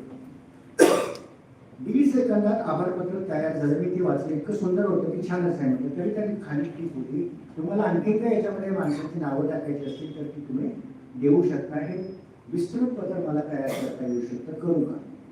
एवढं केलं ते खूप झालं. ते पत्र थोडंसं एडिट केलं आणि पाठवून दिलं सगळ्यांना. मग काही लोकांचे मला फोन आले की सर तुम्ही इतकं चांगलं लिहिलं, तुम्ही इतकी सुसंस्कृत भाषा वापरली, धन्यवाद. मी त्याला सांगितलं की माझं नाही AIचं आहे. कशासाठी परिश्रम करायचे? परिश्रमाला दिशा द्यायची. काय करायचं आहे, कसं करायचं आहे हे तुम्हाला AI शिकवतात. तुम्हाला देखील कोणाला पेंट करायचं असेल तर तुम्ही AI विचारू शकता, पटकन मिळून. आणि एक मिळेल हजारो पत्र कशा प्रकारचे ड्राफ्ट सेंटर हे येतं कुठून हे लक्षात घ्या. इथं जायला पाहिजे इथे आपण खूप मागे आहोत. आपण फक्त स्क्रू ड्रायव्हर टेक्नॉलॉजीचे आहोत, तंत्रज्ञान वापरतो आहोत. तुम्ही काय घेतात, कुठली तुमची टेक्नॉलॉजी जग स्वीकारतं. आणि मग भाषणात म्हणायचं की भारत केवळ आत्मनिर्भर नव्हे तर तो इनडिस्पेन्सेबल झाला पाहिजे. परवाच्या इकॉनॉमिक रिपोर्ट्समध्ये म्हटलेलं. तुम्ही काय इनडिस्पेन्सेबल होणार आहे? तुमच्याशिवाय जगाचं काय अडणार आहे? अशी कुठली वस्तू आहे की जग तुमच्यावरती त्याच्यासाठी अवलंबून आहे? असं कुठली टेक्नॉलॉजी आहे? काय तुम्ही जगाला देता? जगाचं सगळं देता ठीक आहे, पण जगाला तुम्ही काय देता? तर याचं उत्तर आमच्याकडे आज तरी नाही. उद्या मी असं म्हणणार नाही. आता आमच्या एखादा संशोधक एखादा विद्यार्थी येऊ शकतो, पण त्याला पुढे येऊ देण्यासाठी काही व्यवस्था करणार आहात का? आमच्या तुम्ही शाळा करणार आहात, सगळी व्यवस्थाच तुम्ही जर अशा प्रकारे ॲट प्राईस पैशावरती करणार असाल आणि बरं पैसे घेऊन सुद्धा जर चांगलं तुम्ही घेणार नसाल तर काय करायचं? कारण बघा 30 तास लोक अडकले पण एकाचाही टोल माफ झाला नाही. सगळ्यांचे टोल मात्र असेल की या टोलवाल्याची जबाबदारी असते की रस्त्यात काही अडचण असेल, अपघात झाला एखाद्याचा तर त्याला मदत करण्याची कायदेशीर जबाबदारी टोलवरती असते. तुमची जी टोलची रिसीट असते ती महत्वाची असते. तुमची गाडी बंद पडली, तुमच्या गाडीचं पेट्रोल संपलं, अडचण आली तर तुम्ही त्या टोल जवळच्या टोलला फोन करू शकता, मदत मागू शकता, तुमचा हक्क आहे. काय झालं म्हणून तसं त्याचं उत्तर नाही आहे. टोलची वसुली जोरात आहे, उत्तरदायित्व कोणाचंच नाही. आणि म्हणून असा उत्तरदायित्व नसणारा आणि लुटणारी व्यवस्था तयार करणारा देश भविष्यकाळात एक कर्जबाजारी राष्ट्र म्हणजे जगात सर्वात कर्ज असणारं राष्ट्र असा आपण जातो की काय अशी चिंता येते. याचं कारण आहे तुम्ही जर एक्सपोर्ट कमीच करत असाल, इम्पोर्ट महत्वाचे वाढत असते आणि त्यातही पुन्हा जे घडलं नाही त्याचा आनंद वाटत असेल, उत्सव साजरे करत असतात. Mother of all trade, mother of all contracts. आपण EU बरोबर करार केला, युरोपियन युनियन बरोबर 27 देशांच्या बरोबर करार केलेला. आपण काय केलं त्याच्यामध्ये, तर आमच्या देशातून काय काय जाऊ शकेल, त्यांच्या देशातून काय काय येऊ शकेल याचा तो करार आहे. त्यांच्याकडून आपल्याकडे अत्यंत स्वस्त गाड्या येऊ शकतात, ज्या गाडीवरती 110% टॅक्स आहे, मोठ्या 10%वरतीची. मर्सिडीज बेंझ आम्हाला स्वस्त मिळेल, ऑडी स्वस्त मिळेल, पण घेणार कोण असणार आहे ते, हा महत्वाचा प्रश्न आहे. आता अमेरिकेचा करार आपण करू, त्यातले तपशील अजूनही बाहेर नाही. जे सांगितलं जातं ते अपूर्ण सांगितलं जातं. त्यातले पुन्हा अमेरिकेतनं सांगितलं जातं ते जास्त खरं असण्याची शक्यता आहे. कारण त्यांनी सांगितलं की तुमच्या देशात आता आम्ही डेअरी प्रॉडक्ट्स, ॲग्रिकल्चर प्रॉडक्ट्स अत्यंत चांगल्या दराने विकणार आहोत आणि त्याचा फायदा अमेरिकन शेतकऱ्यांना होणार आहे. भारतीय शेतकऱ्यांचं काय, डेअरी प्रॉडक्ट्स येतात तर आले, ॲग्रिकल्चर सेक्टर जर तुम्ही ओपन केलं तर मग तुम्ही पुढे कुठे असणार. हे सगळे धोके आहेत. कराराचे तपशील चांगले यावेत अशी आपण अपेक्षा करू. पण एकंदरीत आपलं धोरण हे पुढे ज्या पद्धतीने चाललं की ते मग करायचं काय, करायचं एकच, तुम्ही सगळ्यांनी रोजगाराच्या संधी बदलत आहे त्याचा अभ्यास करून मला दर 6 महिन्याला कुठलं नवीन कौशल्य आत्मसात करता येतं याचा प्रयत्न केला पाहिजे. सुदैवानं कमला कॉलेजचं मी अभिनंदन एवढ्यासाठी करतो की अतिशय चांगली वोकेशनल कोर्सेस आपण इथे चालवतात. पण याच्या पलीकडे देखील काही मोफत कोर्सेस आहेत की तुम्ही केले पाहिजे, समजून घेतलं पाहिजे. आज याचा उल्लेख करण्याचा फायनान्शियल लिटरसी, वित्तीय साक्षरता अत्यंत कमी आहे, समजतच नाही नेमकं काय असतं ते. त्यासाठी देखील राष्ट्रीय पातळीवरती अनेक फ्री कोर्सेस तुम्हाला ऑनलाईन मिळतात, हे तुम्ही केले पाहिजे. समजून घ्या ना, हे समजलं नाही तर तुम्ही येणार कुठे. आजचा देखील आमचा फायनान्शियल लिटरसी रेट 27%, 27%. मॅडम एका रिटायर होणाऱ्या प्राचार्यांशी परवानगी मुलांमध्ये त्यांना सहज विचारलं की तुमचा पोर्टफोलिओ किती आहे. सर कसला पोर्टफोलिओ आहे, तर टेन्शन बाकी काही नाही. मग आतापर्यंत काय केलं, आता तसं खर्च केलं. मला असं वाटलं की 10 कोटीचा पोर्टफोलिओ त्यांचा असला पाहिजे तेवढा आता या स्टेजला.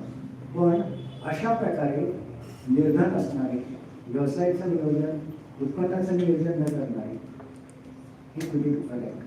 अनेक चांगल्या संधी फायनान्शियल सेक्टरमध्ये तुम्ही सगळीकडे सांगत असतो की या इथं खूप चांगल्या संधी आहेत. फक्त 7% सर्व्हिस आपण देतोय, 93% मार्केट ओपन आहे. इथं चांगल्या प्रकारच्या स्किल्स तुम्हाला ओपन होऊ शकतात. अशा अनेक सेक्टर आहेत की जिथं पुढे जातात. बघा, एक महत्त्वाची मोठी कंपनी आहे ब्लॅकरॉक नावाची, तिनं भारताच्या रिलायन्स इंडस्ट्रीचे जिओ यांच्याशी करार केला आणि ब्लॅकरॉक जिओ हे आता भारतात घुसलेलं आहे. कशासाठी, तर इथं मोठ्या प्रमाणामध्ये गुंतवणूक होऊ शकते, इथं मोठ्या प्रमाणात बचत वाढू शकते, ती टॅप करण्यासाठी येत आहे.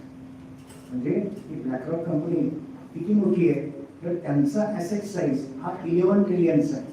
म्हणजे भारताच्या राष्ट्रीय उत्पन्नाच्या 3पटी एकटी कंपनी मोठी. अशा कंपन्या तुम्ही तयार केल्या पाहिजेत, अशा कंपन्यांचे CEO तुम्ही झाले पाहिजे. यासाठी जीव तोडून अभ्यास करा, कौशल्य प्राप्त करा आणि हे करा तर मला वाटतं की विकसित भारताकडे सगळे जातात जाऊ नये. मी तरी जाईल, मी तरी विकसित होईल, एवढं तरी करूया. बाकीच्या नंतर बघू, स्वतःचं घर अगोदर सांभाळूया आणि आपण विकसित होऊया. विकसित होण्यासाठी शिक्षणासारखं दुसरं कुठलंही साधन नाही. चांगलं शिक्षण, भले त्यासाठी थोडी फी द्यायला लागली तरी द्यायची तयारी ठेवा, पण चांगलं ते सतत शिकत आहे. हे तुम्हाला करता येतं, मी जे करतो ते या अर्थांची दररोज रात्री किमान एक तरी पुस्तक ऑडिओ पद्धतीने ऐकतो आणि म्हणून शिकतो. खूप चांगली पुस्तक आहे, तुम्हाला ती यूट्यूबवरती फ्री मिळतात, ऐकू शकता. तुम्हाला अपग्रेड करा, अपग्रेड दररोज झालं पाहिजे, किंवा दर तासाला झालं पाहिजे. कारण दर तासाला एक बातमी तुम्हाला येते की इतक्या प्रकारची कौशल्य आता AI खाऊन टाकलेली आहेत. काय राहणार आहे तीच करण्याची शक्यता. छोटी छोटी कौशल्य राहतील. डॉक्टर्स लागणार नाहीत, इंजिनियर्स लागणार नाहीत, वकील लागणार नाहीत, नर्सेस लागतील. कारण दुखापत झाल्यानंतर बँडेज कसं लावायचं हे नर्सच करू शकते. डॉक्टर मात्र औषधं सांगू शकतात की सगळं तिथे येतं. एकच छोटा किस्सा सांगतो, थांबतो. एकाला 1,20,00,000 बिल आलं होतं मेडिकलचं. त्याने AI टाकलं हे मला दुरुस्त करून द्या, याच्यात किती त्यांना बेकायदेशीर लावले ते सगळं सांग. मित्र हो, 3.5 सेकंदात ते बिल 28 लाखावरती आलं. 1,20,00,000चे 28 लाख बिल केलं आणि सोबत कुठल्या ठिकाणी बेकायदेशीर मेडिसिन लावलेली आहे, बेकायदेशीर पद्धतीने सर्जरीची तरतूद केलेली आहे आणि कुठे फसवलं त्याचा डेटा पण दिला. हे सगळे लोक कोर्टात गेला आणि त्याला 28 लाखच पैसे भरायला लागले. हे तंत्र दाखवतं तुमच्यावरती आता सगळ्यांचं लक्ष आहे. You are under scanner. कुठेही तुम्ही थांबा, तुम्हाला ऑब्झर्व केलं जातं. तुमचा मोबाईल जरी तुमच्या खिशात शांत असला तरी तो सगळा डेटा तिकडे पाठवतो. तो व्हॉट्सअप असेल, आणखी कुठला असेल, आणि त्यातून आपण तंत्र गुलाम होणार नाही याची काळजी घेतली. म्हणजे तसं तुम्ही व्हाल. साधनं आपल्याकडे आहेत, संपत्ती आहे, पण एकच गोष्ट नाही म्हणजे आपल्याकडे पॉलिसी नाही. India is not poor in resources but it is poor in policies. आणि या पॉलिसीज सक्षम करायचे असते तर निदान शिक्षण क्षेत्रात जे आहे त्याने तो असा चुकीचा अभ्यास केला पाहिजे.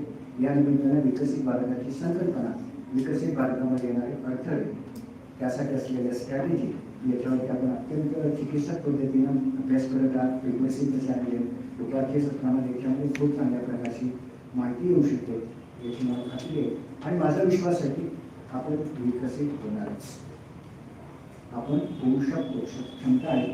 तुमचं तुम्ही बघा, मी ते होणार एवढं जरी तुम्ही ठरवलं तरी खूप चांगलं होऊ शकतं. कारण शेवटी मी इकॉनॉमिक्सचा विद्यार्थी आहे आणि माझ्या ॲडमिशनवरती पूर्ण विश्वास आहे की प्रत्येकजण स्वार्थी असला पाहिजे. प्रत्येकाने आपला स्वार्थ सांगला किंवा जगाचा स्वार्थ पूर्ण होतो. त्यासाठी फारसं भीती वाढायची गरज नाही. मला खूप आनंद वाटतो की या चेअरमध्ये माझे विद्यार्थी 80% होते आणि मला अध्यक्षपद लागू शकलं. मित्र हो, तुम्हाला माहिती आहे की ज्या झाडाला आंबे असतात त्याला पण आंब्याचं झाड म्हणतात. ज्याचे विद्यार्थी चांगले असतात असं तुम्ही तर्काने म्हणू शकता की दूर पण चांगला असण्याची शक्यता. धन्यवाद. Thank you. Thank you for your valuable remarks and for guiding us with your scholarly perspective. As we come to the conclusion of technical session first, it is time to formally express our gratitude. May I invite Hemlata Munchikar Madam to propose word of thanks. Good afternoon, everyone. As we conclude this technical session for our one-day multidisciplinary national seminar of Viksit Bharat at 2047, opportunities and challenges, it is my privilege to propose a vote of thanks. First and foremost, I would like to express our deepest gratitude to our eminent research person, Dr. Kumar Babu, Faculty of Humanities, University, Sagar. Your insightful speech on Viksit Bharat at 2047 has provided us with a profound understanding of the future of our mission and challenges ahead. We are truly honored by your visit. I extend my sincere thanks to the chairperson of this session, Dr. Kumar Babu, former head of Department of Economics, Thank you, sir, for your valuable remarks that added great depth to this seminar. Both of you lead SWOT analysis of Viksit Bharat and enlightened strength, weaknesses, opportunities and threats of Indian economy. I would also like to thank all the delegates, researchers, and students. You were active participants and engagement are what make the session successful. With the permission of the chair, I declare this technical session closed.